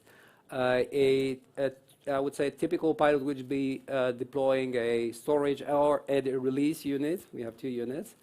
A small one to start with in one of these markets, so heavy industries or renewable markets or commercial applications, transportation. One of those, starting with a small unit to work together with the right partners to actually refine the specific application and then expand and scale up together with them. What is the background of your team? Oh, so I actually joined a year ago. I was recruited by the shareholders to join the founding team, which is all scientist people. So we are a 15 people team, and 4 or 5 PhDs, all engineers and chemistry and materials process engineering. And then I was recruited, as I said, a year ago to join the team and take the founding team and actually take this technology out of the garage. So I'm today the only non-technology background, even if my whole career was in the technology space. So there have been a lot of discussions around regarding sustainable business models in the hydrogen economy. So what do you think about that topic in your case? So in our case, we're solving the major issue of cost and safety. I mean, the whole challenge with this business model that today it's not scalable. Production is very expensive, but this domain is well on track. We'll be there very soon, and then the storage is a nightmare. The whole thing. So I take one specific case, which is the most extreme case. You want to transport hydrogen to 9,000 tons of the hydrogen from Australia to Japan, okay, or from Chile to Germany, okay. We're gonna cut the OPEX by 1.9x, and we're gonna cut the CAPEX by 4.5x. Because we are very energy efficient and because we don't require any extreme conditions, so therefore the technology is significantly cheaper than competitive technologies. So we make the whole supply chain happen and we solve this business model issue. Do you need some more venture capital right now? Or are you looking for investors right now in Europe? Yeah, or we raised Germany, $3 million so far, and we're raising now our round A of $15 million. Great. Big applause to Asaf and HydroX. So, and now comes the last startup from the green tech vertical, and it is E Innovations Pte Ltd from Singapore. I welcome on stage Didigan, founder of NNE. Come to the stage, please. You need a clicker, yeah. So big applause.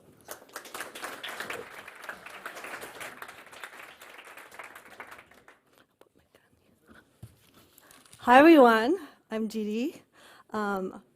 Welcome. I would like to tell you a little bit more about technology.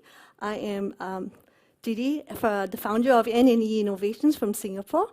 And today I would like to tell you a little bit more on our green sustainable technology, VKang, the viral resistance designed for you and your loved ones. Surfaces, textiles serve as a reservoir for pathogenic microbes and plays a key role in transmission of diseases. Chemicals are widely used as disinfectants and can cause resistance development and are toxic and harmful to our ecosystems. We have engineered VKang, a long-term self-sanitizing compound that can mitigate resistance and reduce transmission. It provides a long-term self-sanitizing, and it helps also to provide a non-toxic alternative from chemical disinfectants. Do you know, globally, there are 2.5 billion metric tons of food waste generated. We upcycle these food waste and we turn them into a sustainable, natural, edible additive that is a medical grade. So we upcycle food waste such as cashew nut shell, seafood waste, as well as byproducts of, I would say, soybean manufacturing, and turn them into our VKang, natural sustainable solution. It's proven effective against a whole range of bacteria and viruses, and it's able to spray coat onto masks, as well as last on surfaces for 180 days. So it has a unique structure, molecular structure, to continuously inactivate bacteria, including the SARS-CoV-2 virus. It is cost-effective. It is very effective against bacteria and viruses. It's food grade, as well as it is the first natural antimicrobial coating patented in Singapore. And it is also, we also filed 4 patents globally. Valorization is in our DNA, and we have upcycled more than 2 tons of food waste and reduced 3.8 tons of carbon footprints. And our aim is to reduce to 10,000 tons by the year 2030. These are some of our products that we have, and we have even received Airbus and Boeing certifications for sanitization. We receive awards and recognitions globally, and we have a global serviceable market of 9.7 billion. And I would like to showcase how we can spray the technology. Yeah, you can spray while the jury is asking you questions. And you can eat them too, so it's edible and natural. Okay. Thank you. Great, great.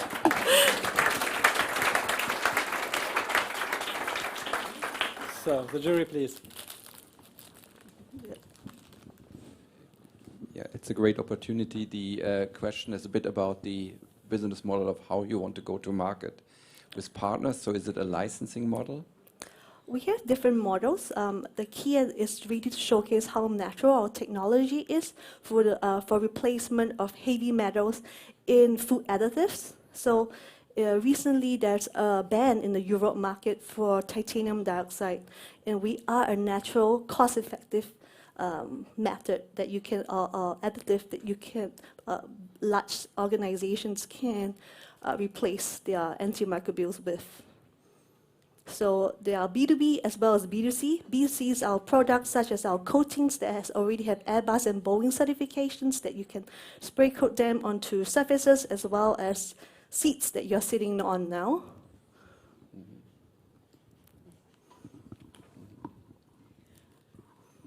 Are you do your clients usually just believe in the potential, or are you facing the question if it really works? I think we have a global recognition as well as global certifications for how unique our technology is, and it's proven to even inactivate the SARS-CoV-2 virus. And we have filed 4 patents to date. So I think with that, it is like a recognition on its own. So we have people or companies such as Singapore Airlines converting from the chemical disinfectants that they are using and using our natural antimicrobial coating. So Singapore Airlines has adopted all the Airbus and Boeing planes that you guys sit on are coated with C2+, our technology. So we are looking to also see whether there's opportunities in the air sectors in Europe, as well as food additives. That's also a huge market. How about the logistics? So you get the food waste from the landfills, and then you transform it? Like, how does it we take food waste from Southeast Asia at the moment, so we can take cashew nuts to durian husk, to seafood waste, and we formulate them in a very simple green technology process that we have patented into these natural antimicrobial powders. So it's more the agricultural suppliers you're working with? Yeah, also factories, byproducts from food factories that we can take. So in Europe, we also can use food factories byproducts. Thank you. You're looking for additional money, or are you already financed and bootstrapped and everything is fine? We are looking to raise our pre-A, so looking at 3 million Singapore dollars to raise. Great. Thank you, everybody. Thank you for your presentation. Yeah, from my side, I can just say, wow, this was really an exciting first pitch round. I'm really impressed by the quality of the startups and the diversity of the business models. And I think all of us need a short break now. So for our viewers and for you here, just grab a drink and we will see each other for pitch round number 2 in exactly 15 minutes.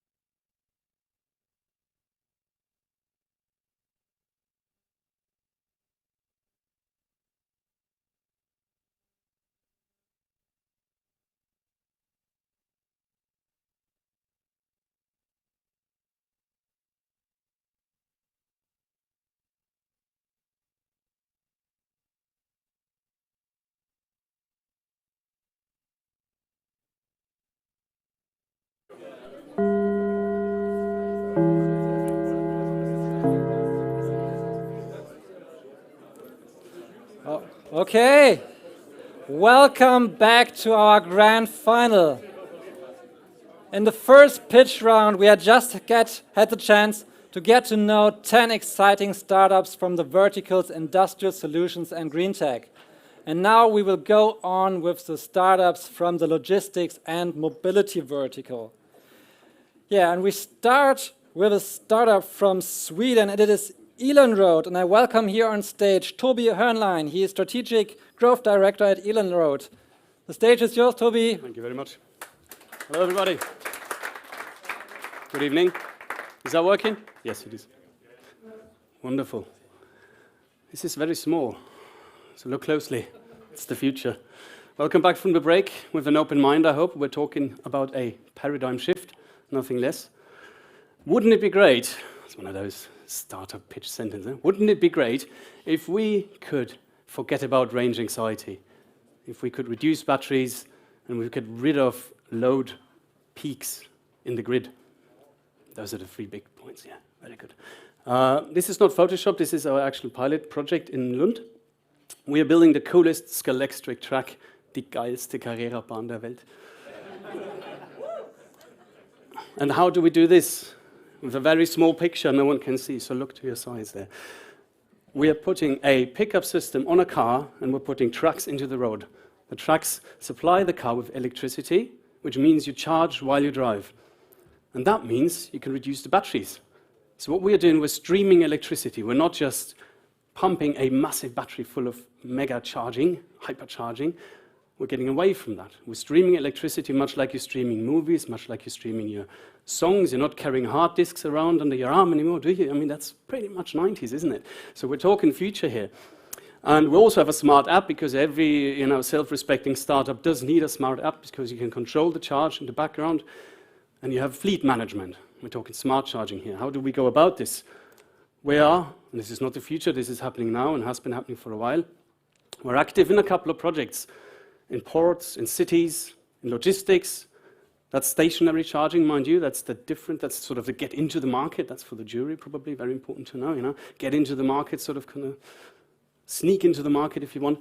This is the end game. This is motorways, this is public roads, this is all kinds of battery electric vehicles that we can charge with this continuously. Forget about range, forget about charging. It's a thing of the past on this. I know, it's a big call, isn't it? But the thing is, we are already in tenders with the French and the Swedish.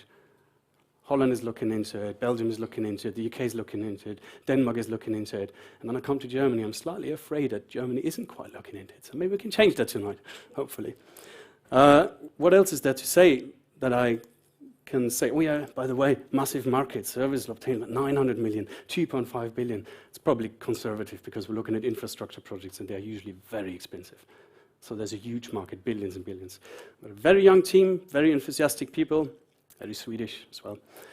It's actually not true, quite international. But we have good connections to Lund University and all sorts of partners, nationally, internationally, regionally. And yeah, it's a driven team, and we do want to change the world. So this is a big thing for us, and hopefully for you too. And that's the future there on the road. So that's pretty much it. Thanks for listening. Great presentation. Yeah, thanks. Cheers. The jury, please. Grill me. So as you said, infrastructure projects are expensive. So how do you get along with your projects and what is the business model? Right. So as I said, we come into the market through logistics, through closed loop systems, ports, factory grounds, where there's the ownership structure is pretty clear, so it's easier to get into that. The other thing, if you want, the big thing, the dynamic charging on the roads is tender-based at the moment. So we have this project in Lund already. The Swedish Transport Authority has been paying for that for a while. We won the tender against Volvo and Scania, etc. So they're still a bit angry at us for everything, but it doesn't matter. Best technology wins, I suppose. And we have the infrastructure on one side, so we have the customer pay for the actual infrastructure, and then we do a subscription model for the software on the back end. So there is a recurring revenue in that, actually. Probably be a data company in 10 to 20 years, mind you, because we can tell who's charging how much at any given point. And we know the road, temperature, vibration, camera, identifying objects, what have you. It's really fantasy is the limit, I suppose, in this one. So it's always a matter of infrastructure, right? So what changes would have to be made in order to adopt your charging approach and the vehicles and the infrastructure? So you need to charge a vehicle through something. That's always a given. Right now it's cables, there's other systems. We use a pickup under the car, so that needs to be retrofitted. We're doing this alone at the moment. We've developed this alone, but we're working now with big suppliers, Aishin in Japan, one of them, for example, where we try to integrate this, or let them integrate this into the cars. They're much better at this. So we're focusing on the rails that you then need to retrofit. We're milling them into the roads of 40 wide, 6.5 deep. So it's a non-invasive, minimally invasive kind of smartening of the roads, if you want. This is all about least impact for highest output, bang for buck kind of thing. And every 1.5 kilometers is a substation feeding the power to the system. So, by entering the German market, did you take the German behavior on the Autobahn into account? So we like to change. Yes. Well, I mean, there is a lane then dedicated, I suppose, for these sort of charging activities. In this picture here, it's a country road, so there are only 2 lanes. But you need to assess this, obviously, how you do it. And there's autonomous driving. This is an enabler for autonomous driving as well. If you've got a guy coming out, plugging in every 2 hours, it's not very autonomous, right? So you need autonomous charging for actual autonomous driving. A big market in that, in itself, actually. So, yeah, it's a matter of lanes and then, how many cars drive, the minimal critical mass of cars. It doesn't work everywhere. It would need a certain amount. So European transport highways, the big sort of connections between the countries are obviously the one to go for, the 10T network as it's known, for example. Do you have any specific IP and where is it? We have about 10 patents now, 8 to 10, I believe, and we have them in Europe and also in the US a couple. Because we're talking to the US as well, actually, some ports over there. Very interesting. That's it. All right. Enjoy the evening, guys. See you. Toby from Illen Road. And now from Europe to Asia, our second logistics and mobility startup is Freight Amigos Services Limited from Hong Kong with Ivy Tse, co-founder and CEO. The stage is yours.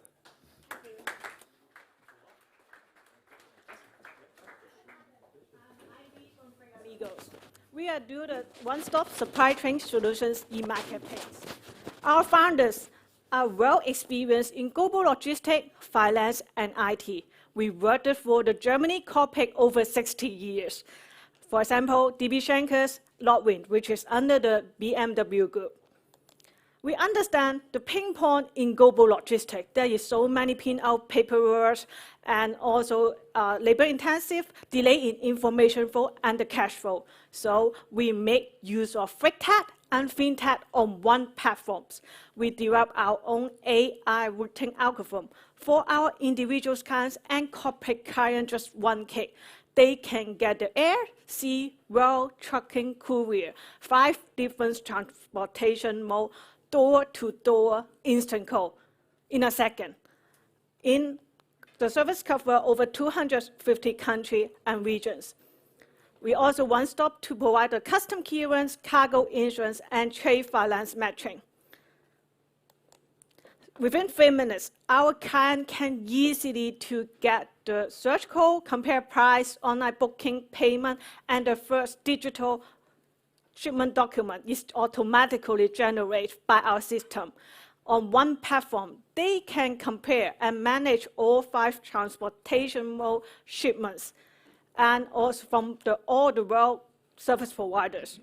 We create a supply chain ecosystem among the traders, shippers, bank, custom bookers, and insurers to make trade easier. Right now, you can easily find out over 300 carriers on our platforms, no matter airline, shipping lines, or couriers. On 2020, we got the winners of the digitizing trade finance from the Bank of International Settlements. That's proven that our shipment data are secure and valid for the global traders and the banks to do the evaluations on the credits and facilitate the LC. We have experience to ship the heavy machineries. We are ready to serve the German industrial players. From the past 5 years, we got different awards from TechCrunch and Deloitte. Last year's got the Fast Racing entrepreneur. That means we are the high-tech company, and we really serving and solving the market problems. So we got business, we got revenues. Our CAGR is over 360%, and we are not only focused in Asia. We are ready to scale up in Europe, in here, Germany. We connect all the digital islands together to make trade easier together. Thank you. Time's over. Thank you.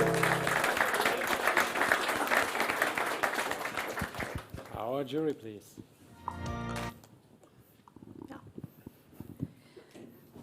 Thank you for your presentation. Can you tell us something about the competitors? Competitors. Actually, there is something like this kind of search the logistic platforms, yeah, Fresh Food and Victos, but they are mainly focused in China and USA.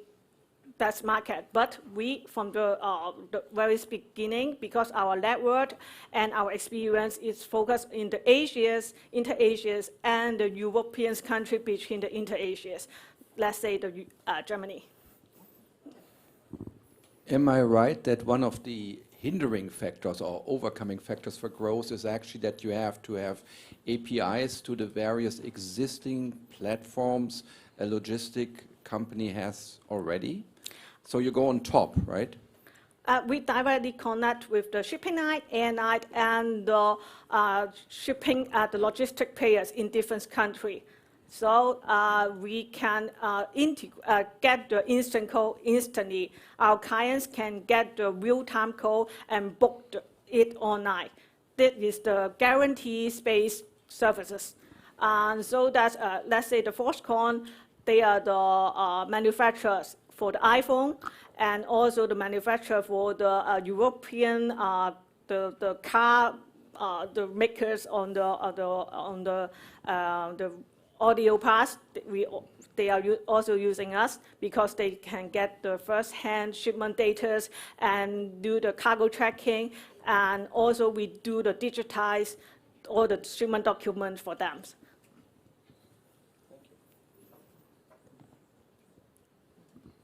How much monthly or annual recurring revenue do you have on your software right now? Actually, our CAGR is over 360, and last year, that means 2022, our revenue is over 15 million euro.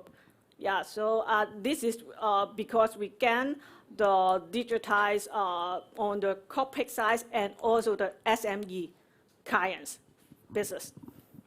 And 50 million euro, how much margin you have in your product? From 10 to 15%, I can say so, because we offering a different kind of model, and also we are offering the door-to-door shipments. And other than that, we also offer the cargo insurance and the trade finance matching between the banks and the traders. So that we got the award from BIS. Is your offer, is it aligned with the European data law, like the data protection law? Yeah, because I get the ISO 9001 and the qualification. Thank you very much. Thank you. So we go back to Europe, and our next startup is InnoShip from Romania. Big applause for Daniel Nicolae. He is co-founder and managing partner of InnoShip.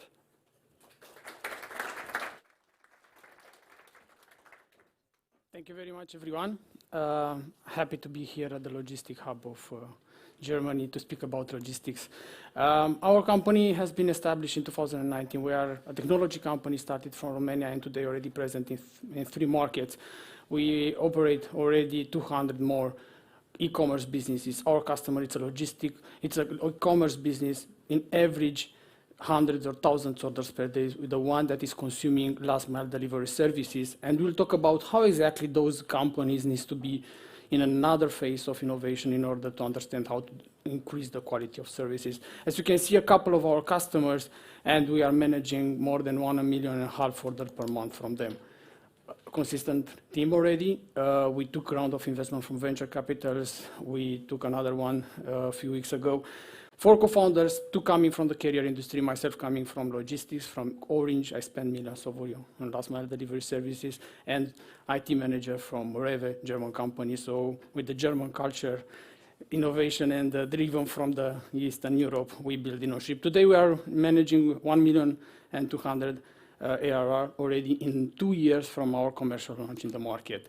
What exactly InnoShip is doing, so already present in a couple of markets, we are helping e-commerce businesses to access transportation, access to carriers, and to generate labels. That's something simple, but on top of that is the idea of gathering data out of the traffic, out of the orders tracking, and understand how carriers are performing, and use that complete data for each of the community members in order to understand in a bigger scale what's happening with the last mile, how they can improve the operation. So it's connect how to allocate the order, how to understand the dashboards, and afterwards interact with the consumer. Because we stay in the middle of retailers, e-commerce businesses, carrier, last mile delivery providers, and consumer. And we are serving retailers, e-commerce businesses to improve the communication and the work they are doing with e-commerce, with carriers, and improve the communication with consumers. So we are starting from the checkout of the e-commerce business, where we are making the right recommendation based on the business KPI in the back, which is the best care to deliver the order in time. And that's really a personalized experience offered to each of your consumer if you are an e-commerce business.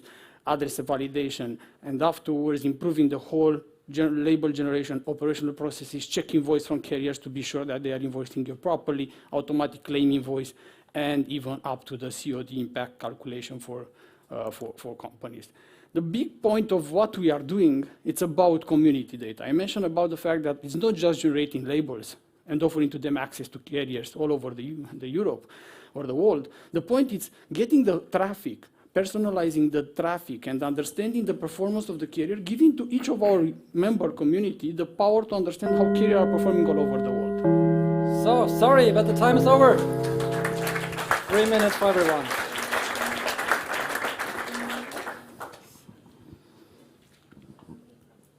So if I understand right, the customer is actually the producer, the shipper, right?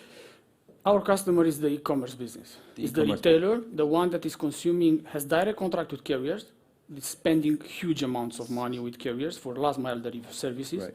We are helping them to understand how to allocate the traffic in between carriers, how carriers are performing, and how they communicate afterwards properly with the consumer during the delivery process.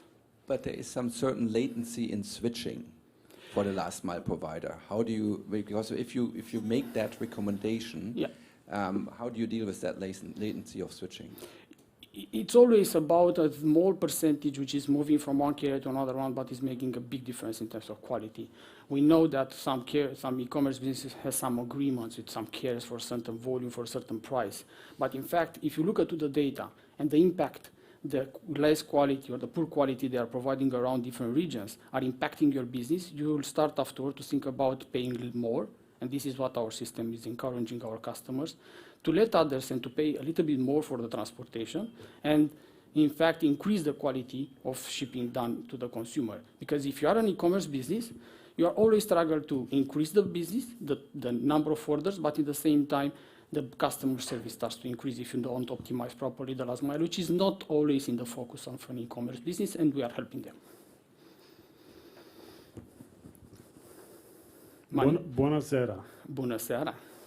Can you say something about your plans regarding, concrete plans regarding Germany and our federal state, regarding money and venture capital and so on? You just mentioned it. So we are coming from Romania, from this region, from where we know to build technology, and we understand that's particularities.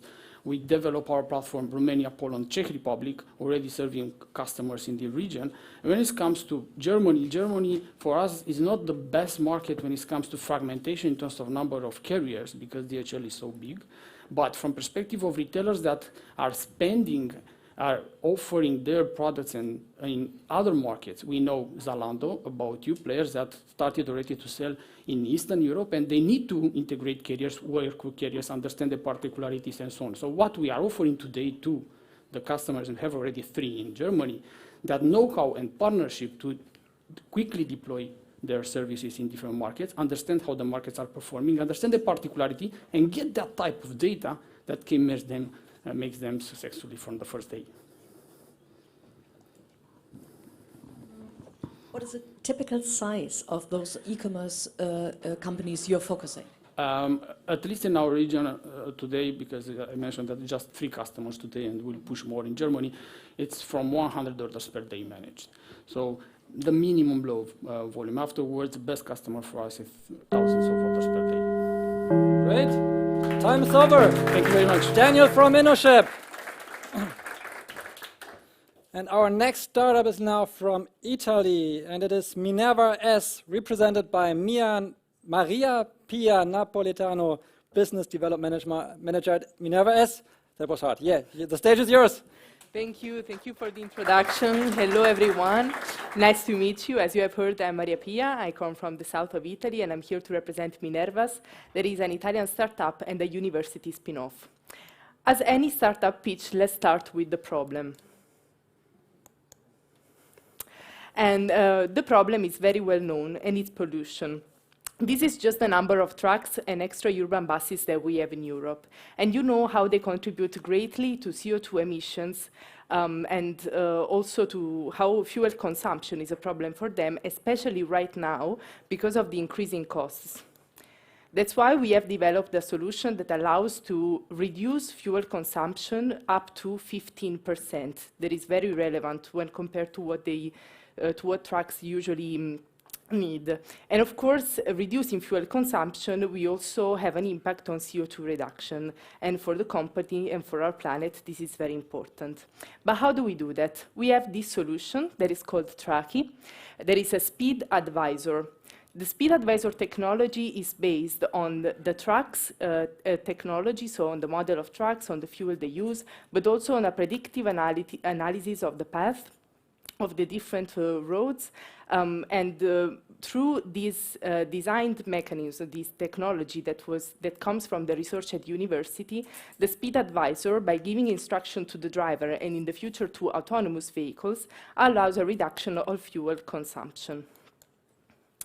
The biggest competition we have is fleet management tools, and also whatever the company producing the cars might put into the vehicles. So to make sure that this doesn't affect us much, that we are into continuous development and also patenting on different solutions that we integrate with our existing solution that is tracking. The pricing is a B2B model that is based on the software.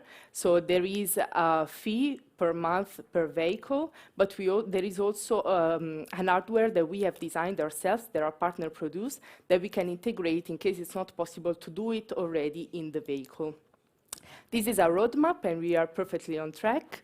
But as you can see, we started the internationalization phase a bit earlier. Our CEO is now in the USA, thanks to an Italian program for startups, and I'm here trying to get some cash. These are our first movers, so the companies that we already have a partnership and have started. These are the prediction and the forecast based only of the fleet of the companies, but the market is very big, so it's, again, a good investment. This is the funding that we need, and the funding that we already got, but happy to discuss this more in the details. And this is the team, with great experience and, yeah, not so much strength in business, but growing in that. Thank you. Yeah, right on time. 3 more minutes for the jury. So is it by and large an after-market product that you install in existing vehicles? Yes. Okay. Tell us a bit about your POCs. You have done them with Eni and Stute. What were your learnings there? Yeah, so we have tried with Eni, Ferroviario, Stute, but actually also with some other bus companies on shorter distances. The product works better on long distances, so with trucks and with long distance buses, because it was designed on that. But we have also seen a reduction on the on urban tracks, so on smaller. So we imagine to invest on that in the future. We have seen that the reduction is average of 10%. So it's still a big impact, but the maximum that we can reach is 15%. Of course, this always happens if the driver eventually follows the speed instructions that are given. But when it happens, then the results are very good. And also in terms of integration, the positive thing about the product is that it can be integrated in all vehicles. And we have noticed that the fleets, they tend to have, of course, different models. And the average fleets, they get very different models of trucks or buses. So the only way to integrate all of them in a standardized way is to get a product like this that can be adapted to each and any of the vehicles. Have you been in touch with German fleet providers yet? Not yet. I'm looking forward to the contact making that we can start after this event. But we're very interested in starting with first making some trials, and based on the trials, then adapt the product based on the German market needs, and then go and convince fleets to get it and use it. Can you easily track if the driver followed the recommendation? Yes, from the proof of concept, we can see that we can track all the path, and we can understand when the instruction is not followed, and also understand with an analysis how much it would have changed if the driver did follow the instructions. So to make a comparative analysis. Brava, grazie mille. Contento di parlare con te. Can you say something about the purpose you need the money? So you want to hire some venture capital. So for what purpose you need the money? So for sure, we want to get some engineers to work on the product for a longer time, and so also give them a better retribution. But we also need that for marketing, to have a good communication plan and to eventually reach the clients that we want. So good quality. And these are the two biggest, but then research and development is always there. Great. Thank you very much. And we stay in Europe, and the next startup is S2 Data and Algorithm from Austria with its CEO and founder Stefan Lendl. Big applause.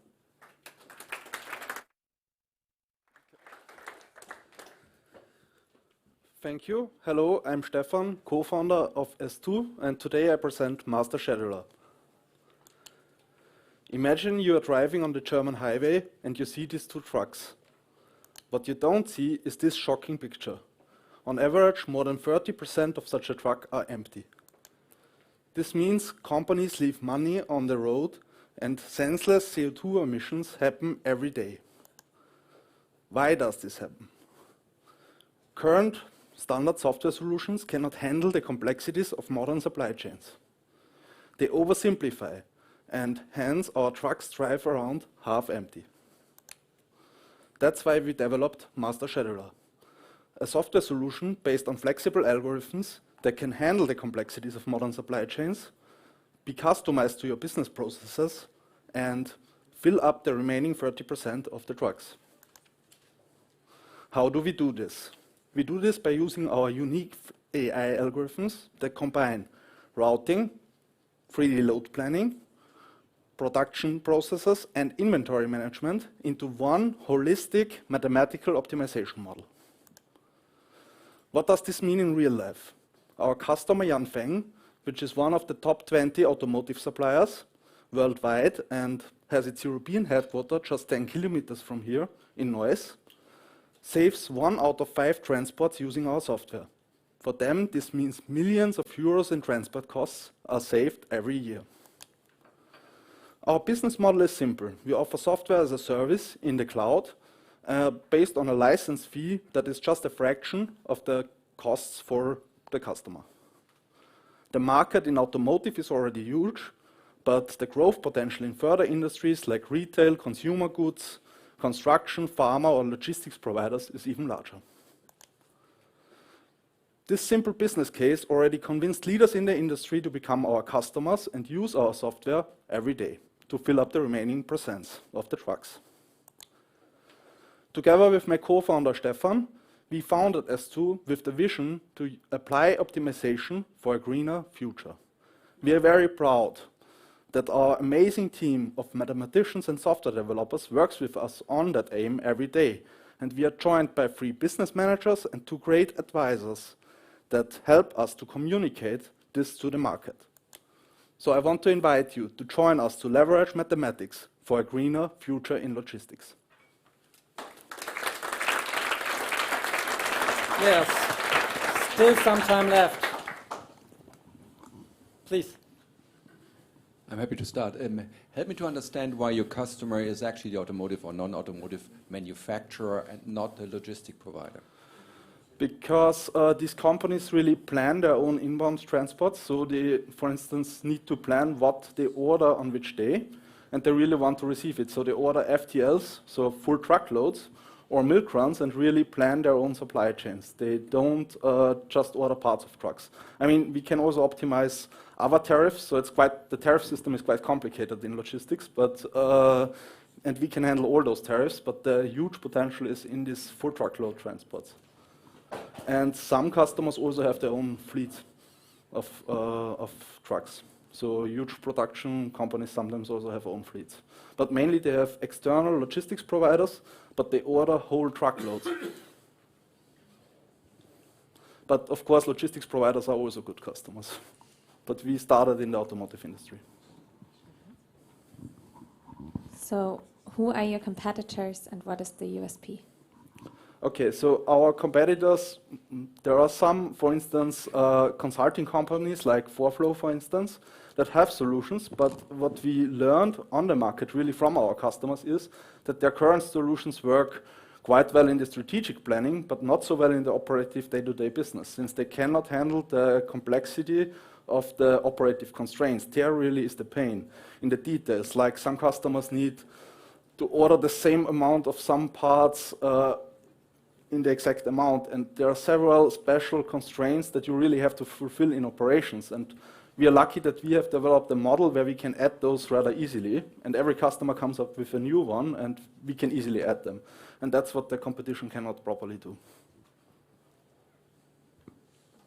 Can you give us some more ideas regarding your figures, like turnover, revenues, plans in the next couple of years, and so on? Okay, yeah. So currently we have around 400,000 euros of revenue, and we are currently in the process of rolling out our software with enterprise license inside our current customers.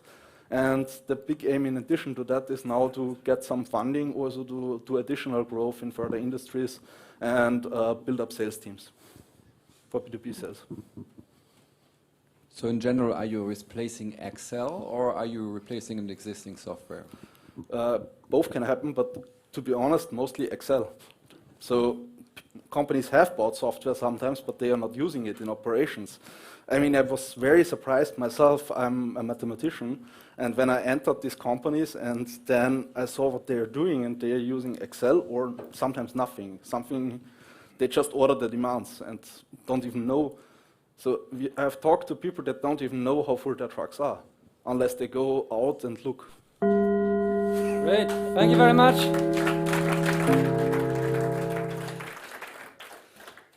And now, last but not least, I welcome on stage Xiaoqian Ye. We practiced that before.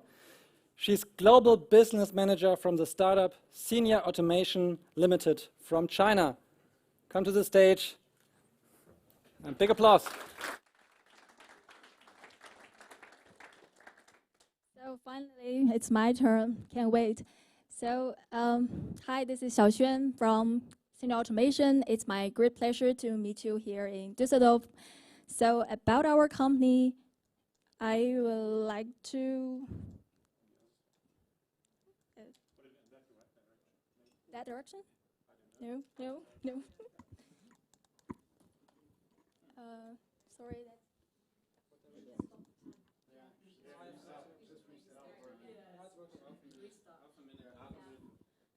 Okay, you don't need to start over. So, yeah, about our company, I would like to give you an introduction with 3 keywords. So, product, application, and model. So first, product, autonomous driving is what we are doing. Second, we choose closed scenarios as the first step for our commercial application. And third, our business model is to build a driverless fleet to perform the transportation services in ports or logistics hubs. So in fact, Senior Automation is a very young company. We just founded 2 years ago, but it now has become the first place in the port driverless industry in China. So we provide transportation services in some of the world's largest ports, like in Ningbo and in Xiamen.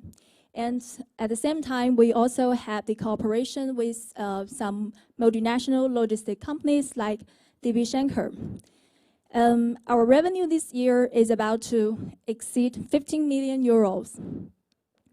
And so far, we have already completed 4 rounds of financings with a total of over 60 million euros. And among them, ByteDance, TikTok's parent company, is also one of our shareholders. So there are 2 different kinds of driverless vehicles in our company. One is the autonomous electric driverless truck, and another is the intelligent container transporter. So as the largest port driverless company in China, we have already completed commercial applications in several ports, and 5 of which are among the world's top 50 largest ports.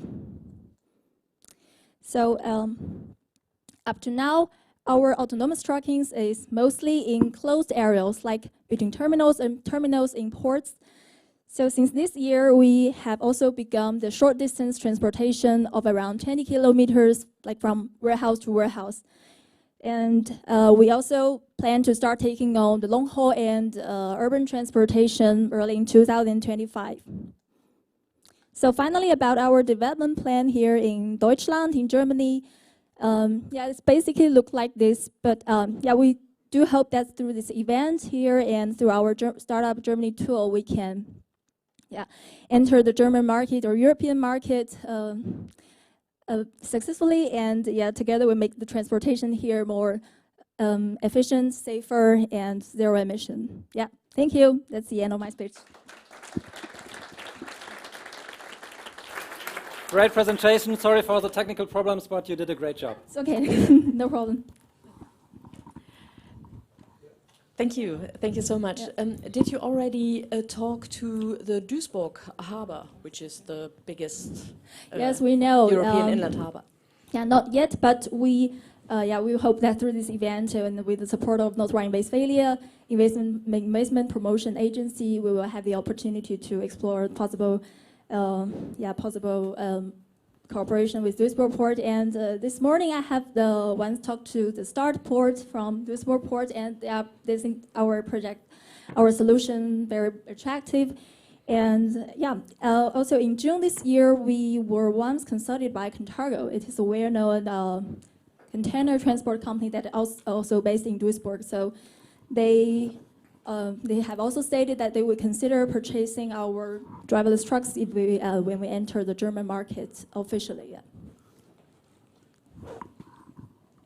So it's quite impressive. Next year we will start in Germany with 10 people, and in 25 you will like to have 100 employees. Quite impressive.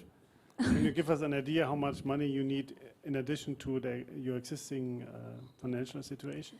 That's the thing that I can't tell now, but like I said before, it's just our plan now, so it depends on how actually the progress get on.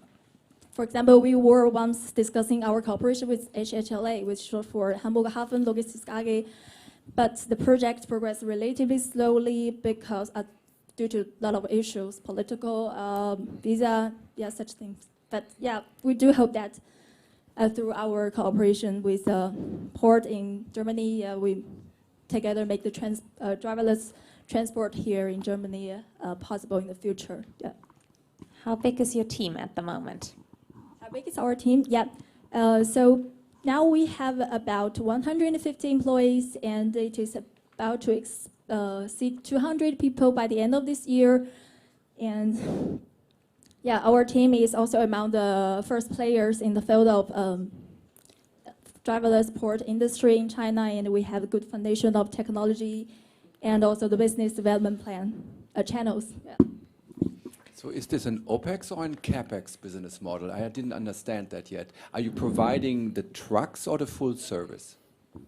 Yes, yes, I can explain. We have now we can provide two different kinds of business models. So one is that we provide our transportation services in port and logistics parks, and which you can take it as a subscription-like service. So we will settle with our customers and on a monthly basis, for example, and according to the number of containers or tons of goods. And yeah, of course, the price will be based on the standard price, local market standard price. And another, can I finish that? We can talk about that later. Yeah, talk later about that. Thank you very much. Yeah, I can just say it again. Wow. I'm really impressed by the startups that were really great innovations we have seen here live on stage. So please, again, a big applause to all our 16 finalists.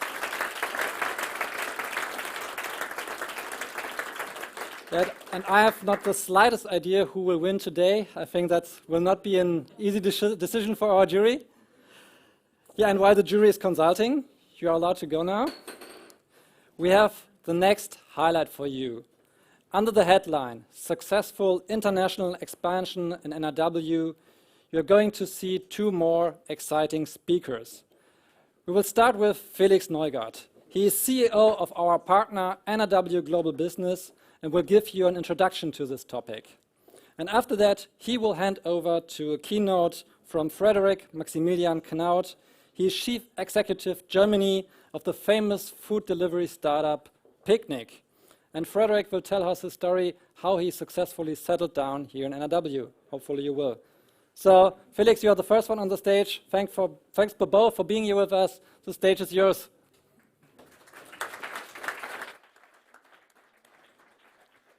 Thank you very much, Dominik. Ladies and gentlemen, dear friends of the Startup Tour here in the room, but also dear friends of our tour who are watching patiently the streaming.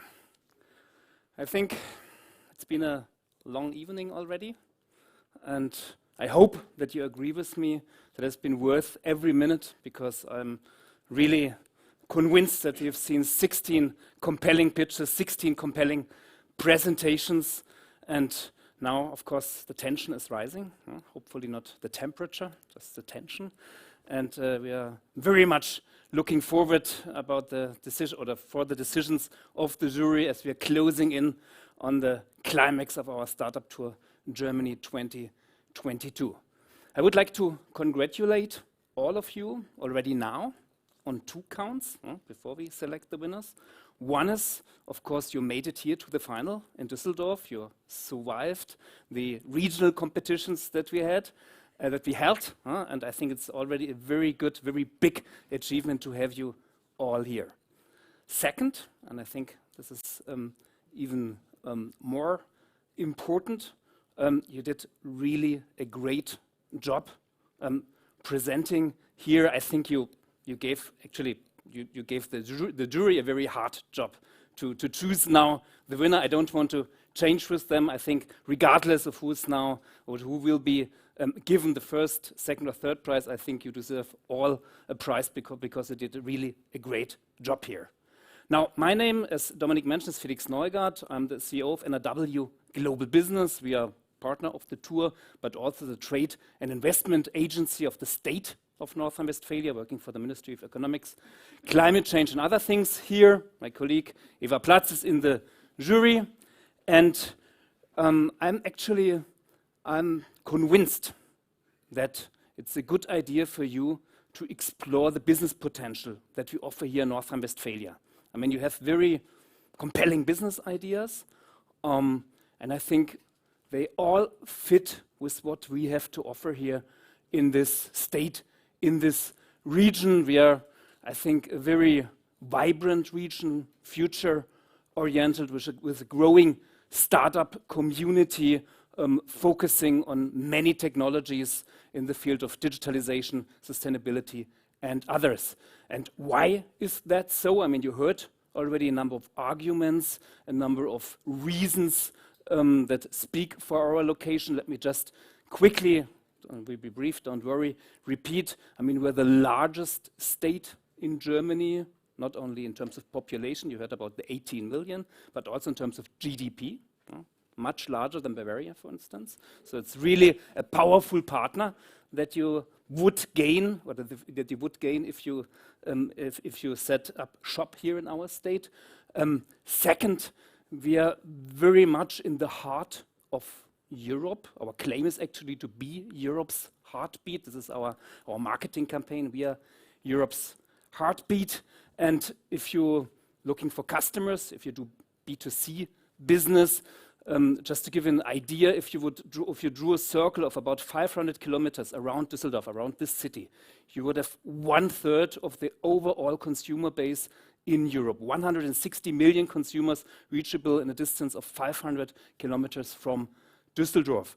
And also, if you are active in the B2B business, if you're looking for company customers, we have a very broad range of companies, big companies. 17 of the 50 largest companies in Germany are based here in North Rhine-Westphalia, but also beyond many, many small and medium-sized companies. Around 1/3 of all the so-called hidden champions, the successful medium-sized companies in Germany, are also based here in North Rhine-Westphalia. So a very attractive, a very large pool of customers.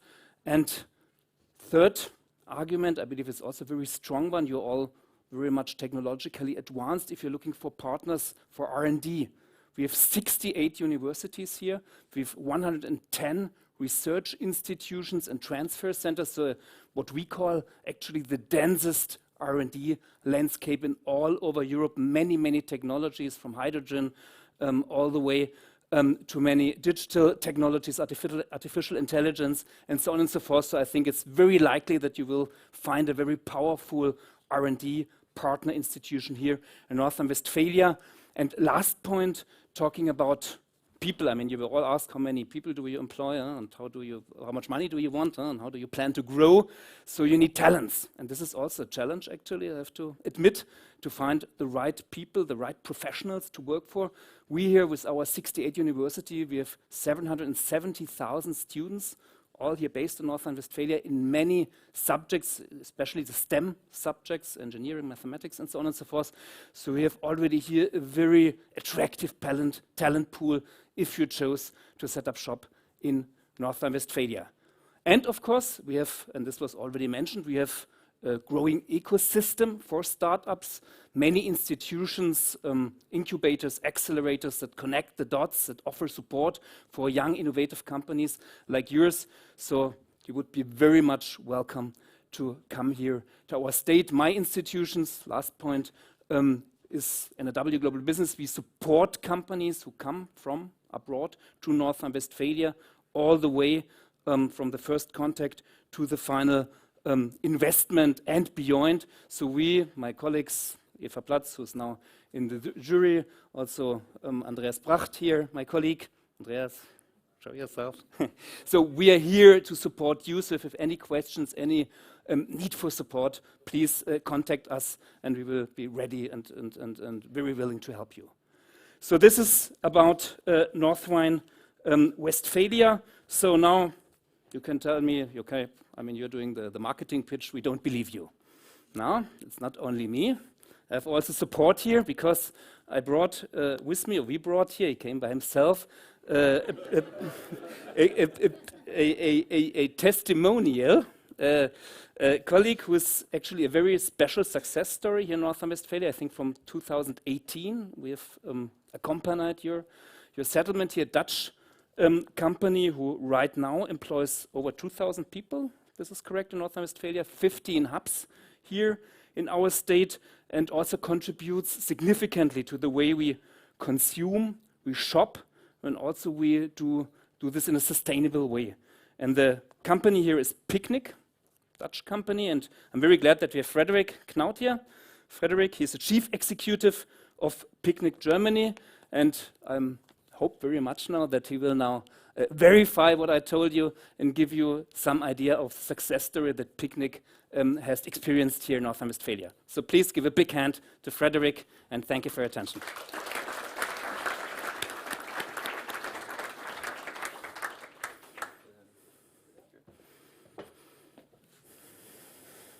Yes, So thank you very much. Good evening, everyone. So the pressure is on. So I have to tell a successful story, of course. I'm trying to do. So I feel very humbled to speak after all these great entrepreneurs, to share our story, how we got started here in NRW, how our journey went until today. And my journey was not so far, so I came by myself. We are based here in Dusseldorf. We started indeed in 2018. What we do at Picnic, it's not so much rocket science, but I think what we do touches many people's lives. We are talking about groceries. And maybe to see some hands, who here has been to a supermarket ever? Of course, everyone. So, and the supermarket is an innovation that came about in the last century, around the 60s. Super successful model, works everywhere in the world. If we look in not only in Düsseldorf, but also in Tokyo or Shanghai or in Helsinki, the supermarket looks more or less always the same. And it is the most efficient way to bring lots of items, lots of groceries to many people. Now, if you look at the model today, you do also see quite some challenges with that supply chain that was built. And one thing you see in that picture, which is quite a simple picture, you have the suppliers, you have the big warehouse, and then you have all the supermarkets where we as a consumer need to go there. So we do the last mile, and then we do the order picking ourselves. So that is what the model is based on. But nowadays consumers expect actually something else. They want something more convenient. And we were wondering why people don't order that more online. You see many people buying fashion online, electronics online.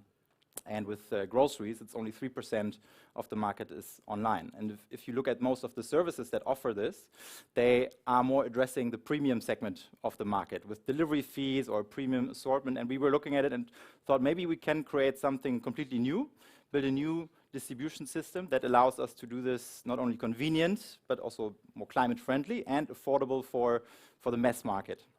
And we looked a bit further in the past and we're wondering what was actually there before the supermarket. And we found this guy, the milkman. Not sure if that existed in all the countries, but I think it's everyone knows more or less what the milkman did. Not only was it a very personal service, but we were interested in the distribution system that the milkman used. So what he did not crisscross around the city and ask every individual customer when he was supposed to come to his house, but he had fixed routes and came only once a day into the neighborhood. And that inspired us to take what the milkman did and try to combine it with the advantages of the supermarket, with a broad assortment, great prices, and that's what we did. So basically we have a bit shorter and simpler supply chain that we are building. We do deliver with these milkman routes. And we are also using, and we developed that ourselves, our own electric vehicle. If you live in Düsseldorf or some of the cities in Rhine-Westphalia where we are, you do see them on the road. And that's also a very important piece in our whole supply chain. We develop all the software, all the hardware, in most parts ourselves, because that allows us to build the perfect supply chain where everything clicks together and works together. That system that we've built allows us to offer a value proposition that is unique in the world. So we are 100% competitive on price with the supermarket or even the discounters. So we deliver all the groceries to your door for the same price and free delivery. And that for the first time allows customers to actually order online. They get it delivered emission free, so climate friendly and affordable. Look at it a bit how it works in reality. So the customer orders via an app, has access to around 10,000 articles, can do all the weekly shopping. Then we place the order with our suppliers, so that allows us actually to reduce a lot of food waste. So we tell our baker exactly how many breads he should bring to our warehouse next morning. And then our order pickers, or we call them shoppers, they pick the individual customer orders into these totes. And then we bring those into the hubs. And in these hubs, we do have our electric fleet. And there, we simply just push the orders in. and the runners, how we call our delivery boys and girls, go on the route and deliver to the customer. The special thing about the vehicle is it's not only electric, but we build it in a way that it's quite agile. So it's only 1 meter 35 wide.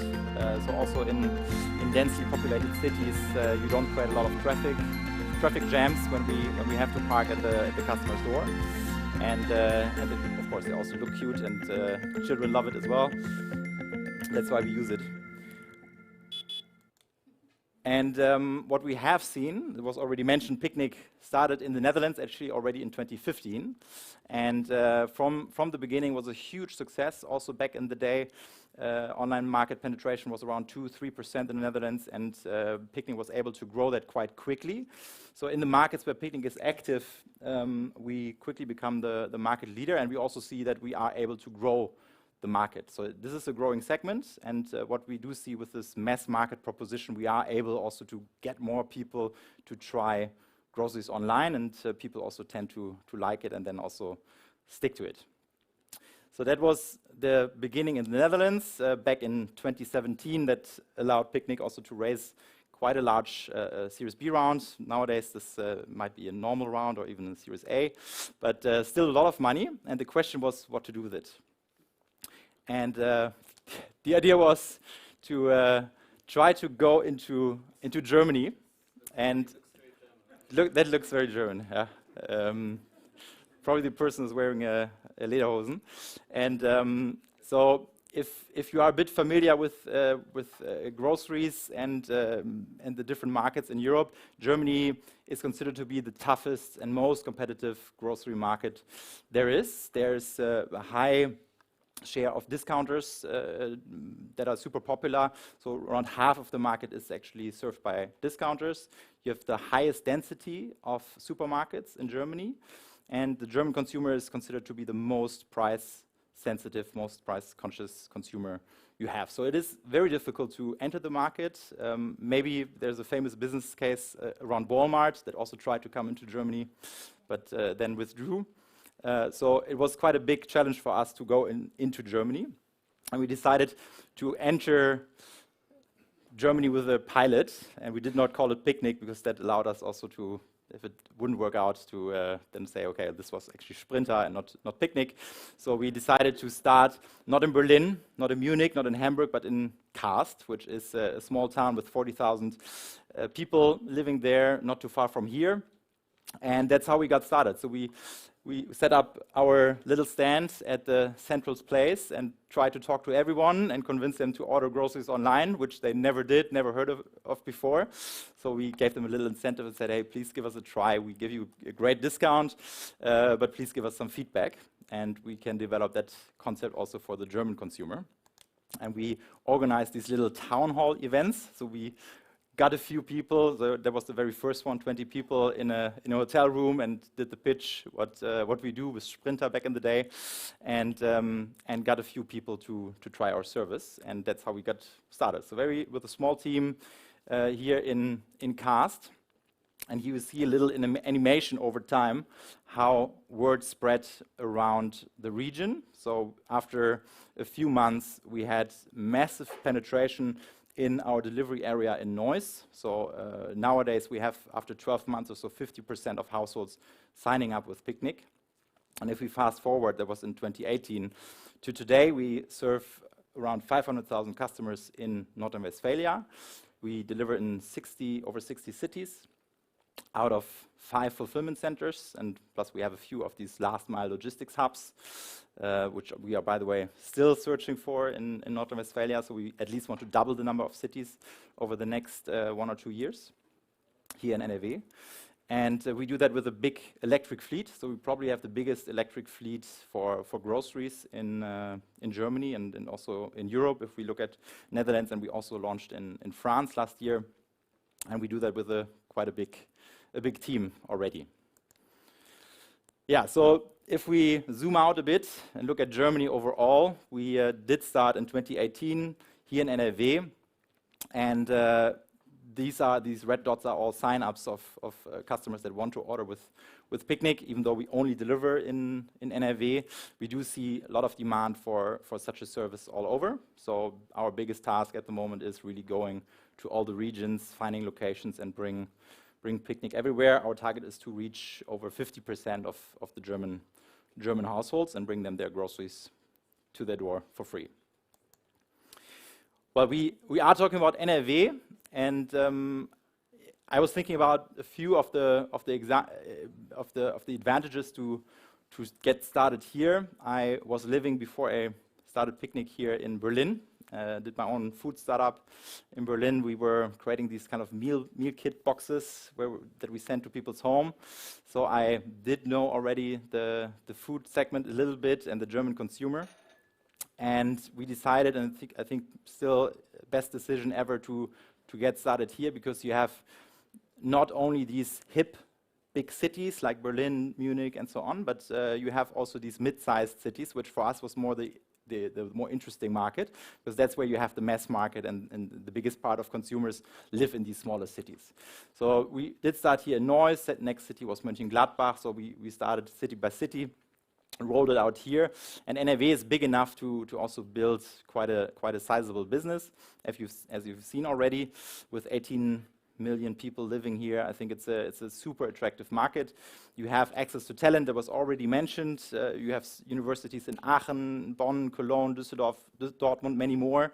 So we are able to build a great team here in this region. You don't have to go to Berlin, in my view.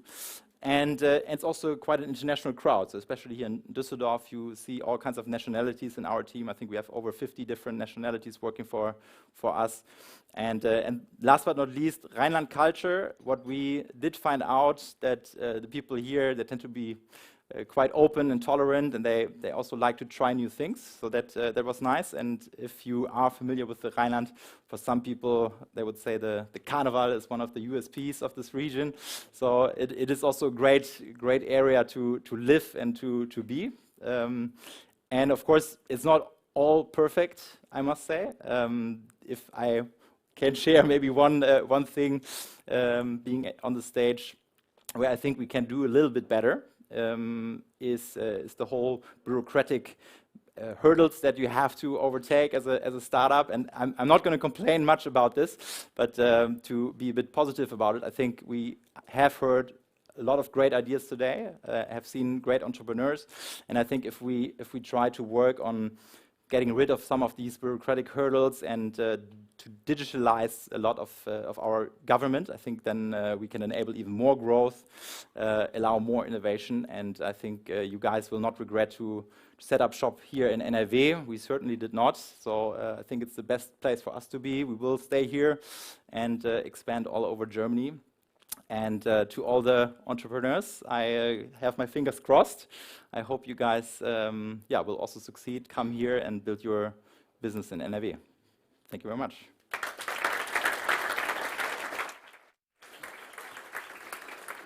Yeah, thank you very much for the great insights. And yeah, I think this jury is still consulting, but we already know who's getting the NRW.BANK special prize.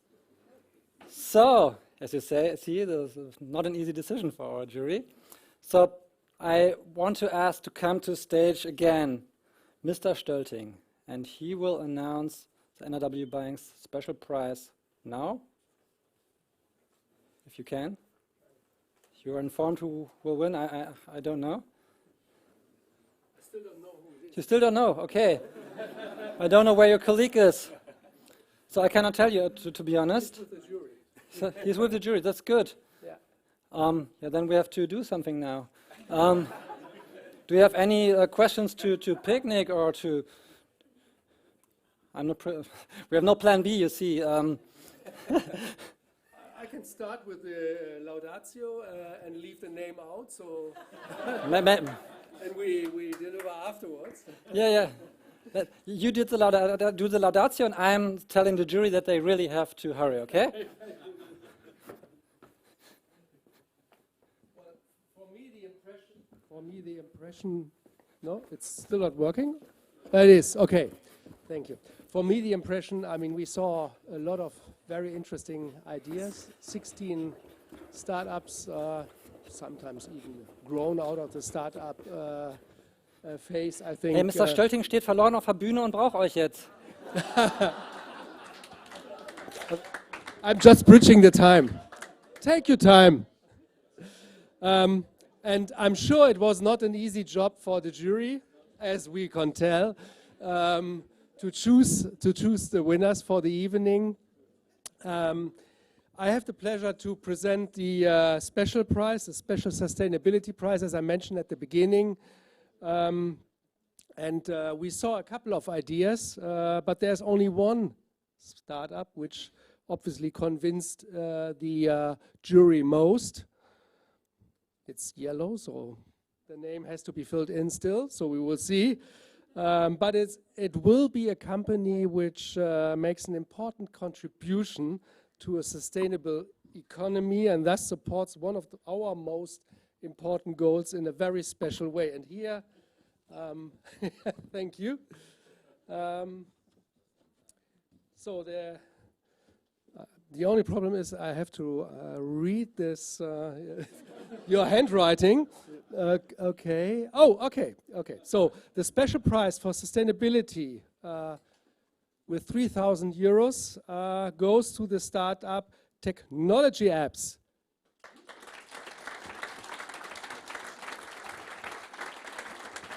If I recall right, you are from the Netherlands?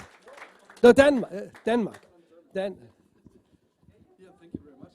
I'm deeply honored. Thank you. Yes, you. Oh, here we go. There is the prize. I'm sure you have. And the certificate, very important for you to use this for your further marketing efforts. Yes, definitely. And I'm sure you have enough cases for spending the 3,000 euros. I have already, including the party with the team also. Yes, exactly. Thank you very much. Thank you very much. Yeah.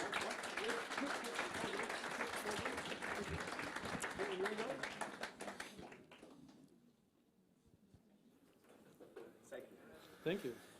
Yeah, big applause for you. Thank you very much. So I heard that you noticed that I gave a lot of pressure to the jury. So they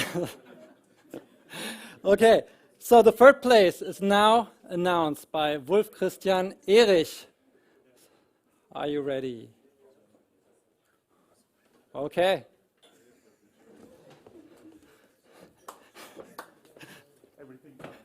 Okay, so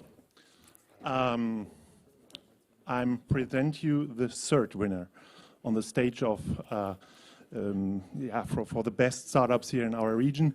So I think the jury made the decision because there is a good solution for our ecological system.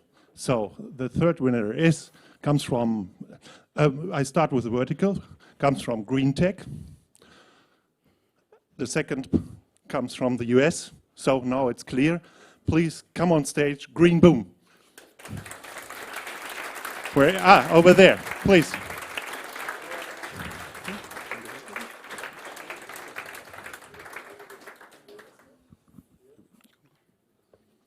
It's a long way from over there, from the US to the stage. So, many congrats to you. All the best. The jury said you made a great decision for our future. So, all the best.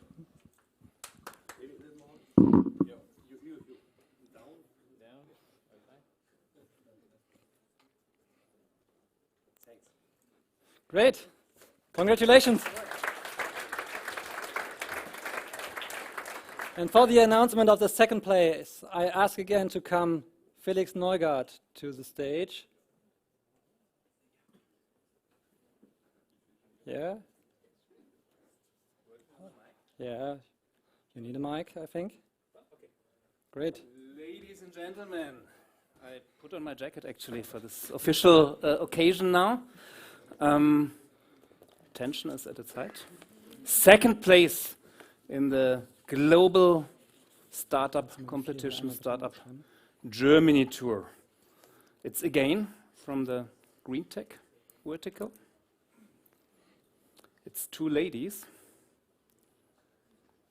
One of the ladies had a pretzel with her here on stage. And E Innovations, please come to the stage.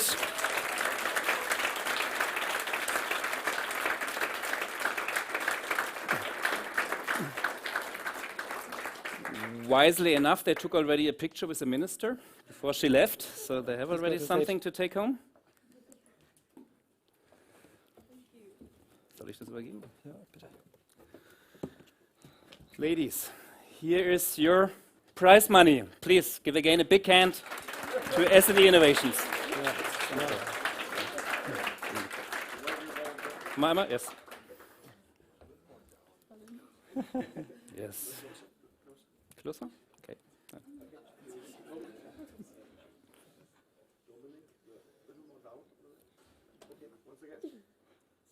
Thank you. Thank you.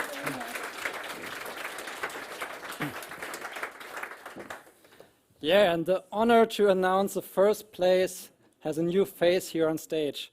I welcome on stage Dr. Johannes Felling. He is Director General for the field of digitalization, startups and service economy at the Ministry of Economic Affairs, Industry, Climate Action and Energy of the state of Rhine-Westphalia. Thank you for being with us. Thank you. So it's an honor to present you the winner of this competition here. So the winner is also in a field for climate action and sustainability. So, and he's in the field of the hydrogen area. You probably now guess who it is. So it is actually, you know, hydrogen is the energy source of the future. In Germany, in general, I think in most of Europe, and hydrogen cannot be produced in our country, in Europe, and so far, so it has been transported. Like I think, like oil is transported right now from other countries, gas is transported, and in the future we will transport hydrogen. So it becomes more and more important to store and transport hydrogen. And we have presented here a solution which is not only non-toxic, non-flammable, non-explosive, cost and energy efficient carrier. So all the different, I think, aspects which have to be solved to be a really solution for the transport of hydrogen in the future. So, and for that reason, I would like to congratulate HydroX to win the first prize of this competition. So an applause for HydroX.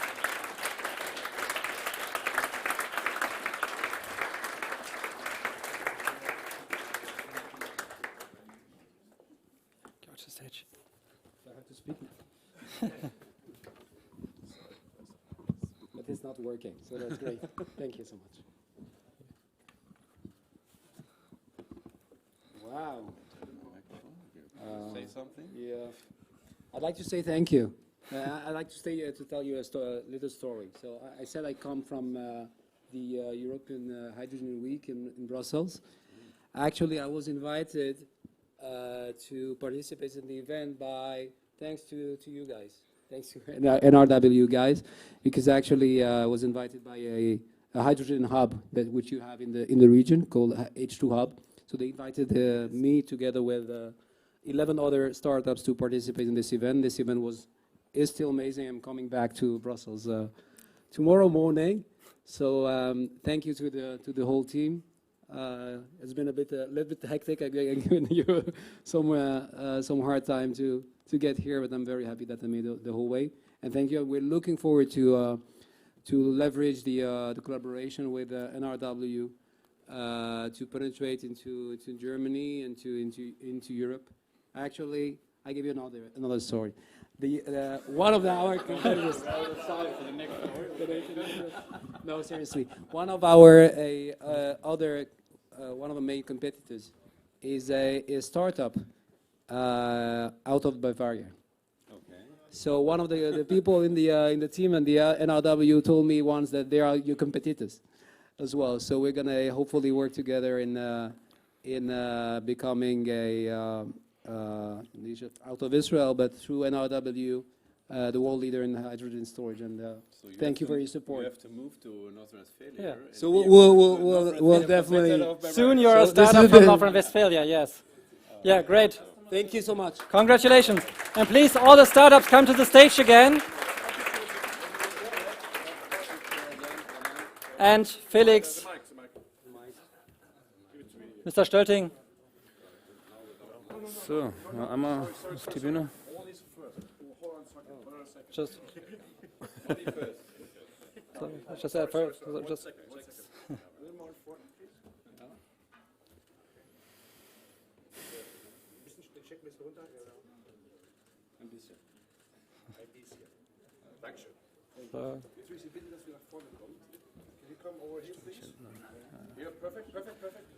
Das sind die Ladies. Ah, okay.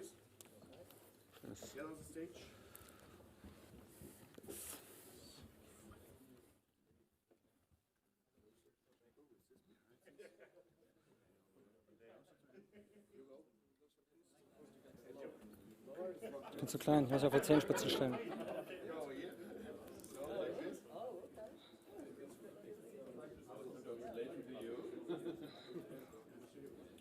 Du musst die zweite Reihe. Das sieht gut aus. All together. Little more. You can go. Okay. Here we go.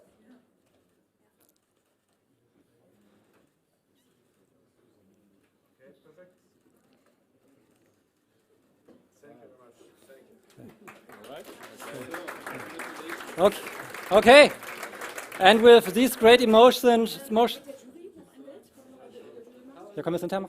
Afterwards? Yeah, with these great emotions, our events ends today. Again, big applause for our 4 winners, HydroX, E Innovations, Greenboom, and TEGnology Apps. You really deserved it. And once again, congratulations to all the other startups that were here on stage today. Even if you did not make it, maybe you will take home a lot of great contacts with you to your home countries. And for sure, big thanks to all the organizers and partners. Without you, this event would not have been possible. And my personal thanks go out to my colleague Nick Neidl, who's the second main organizer. He's already working. Yeah, I want to ask him to come to the stage. But a big applause for Nick.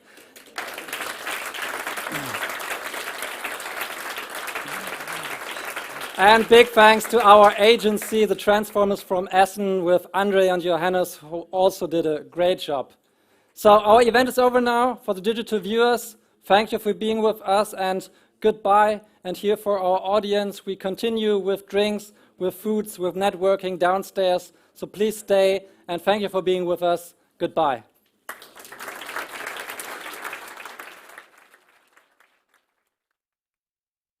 Natürlich, ja.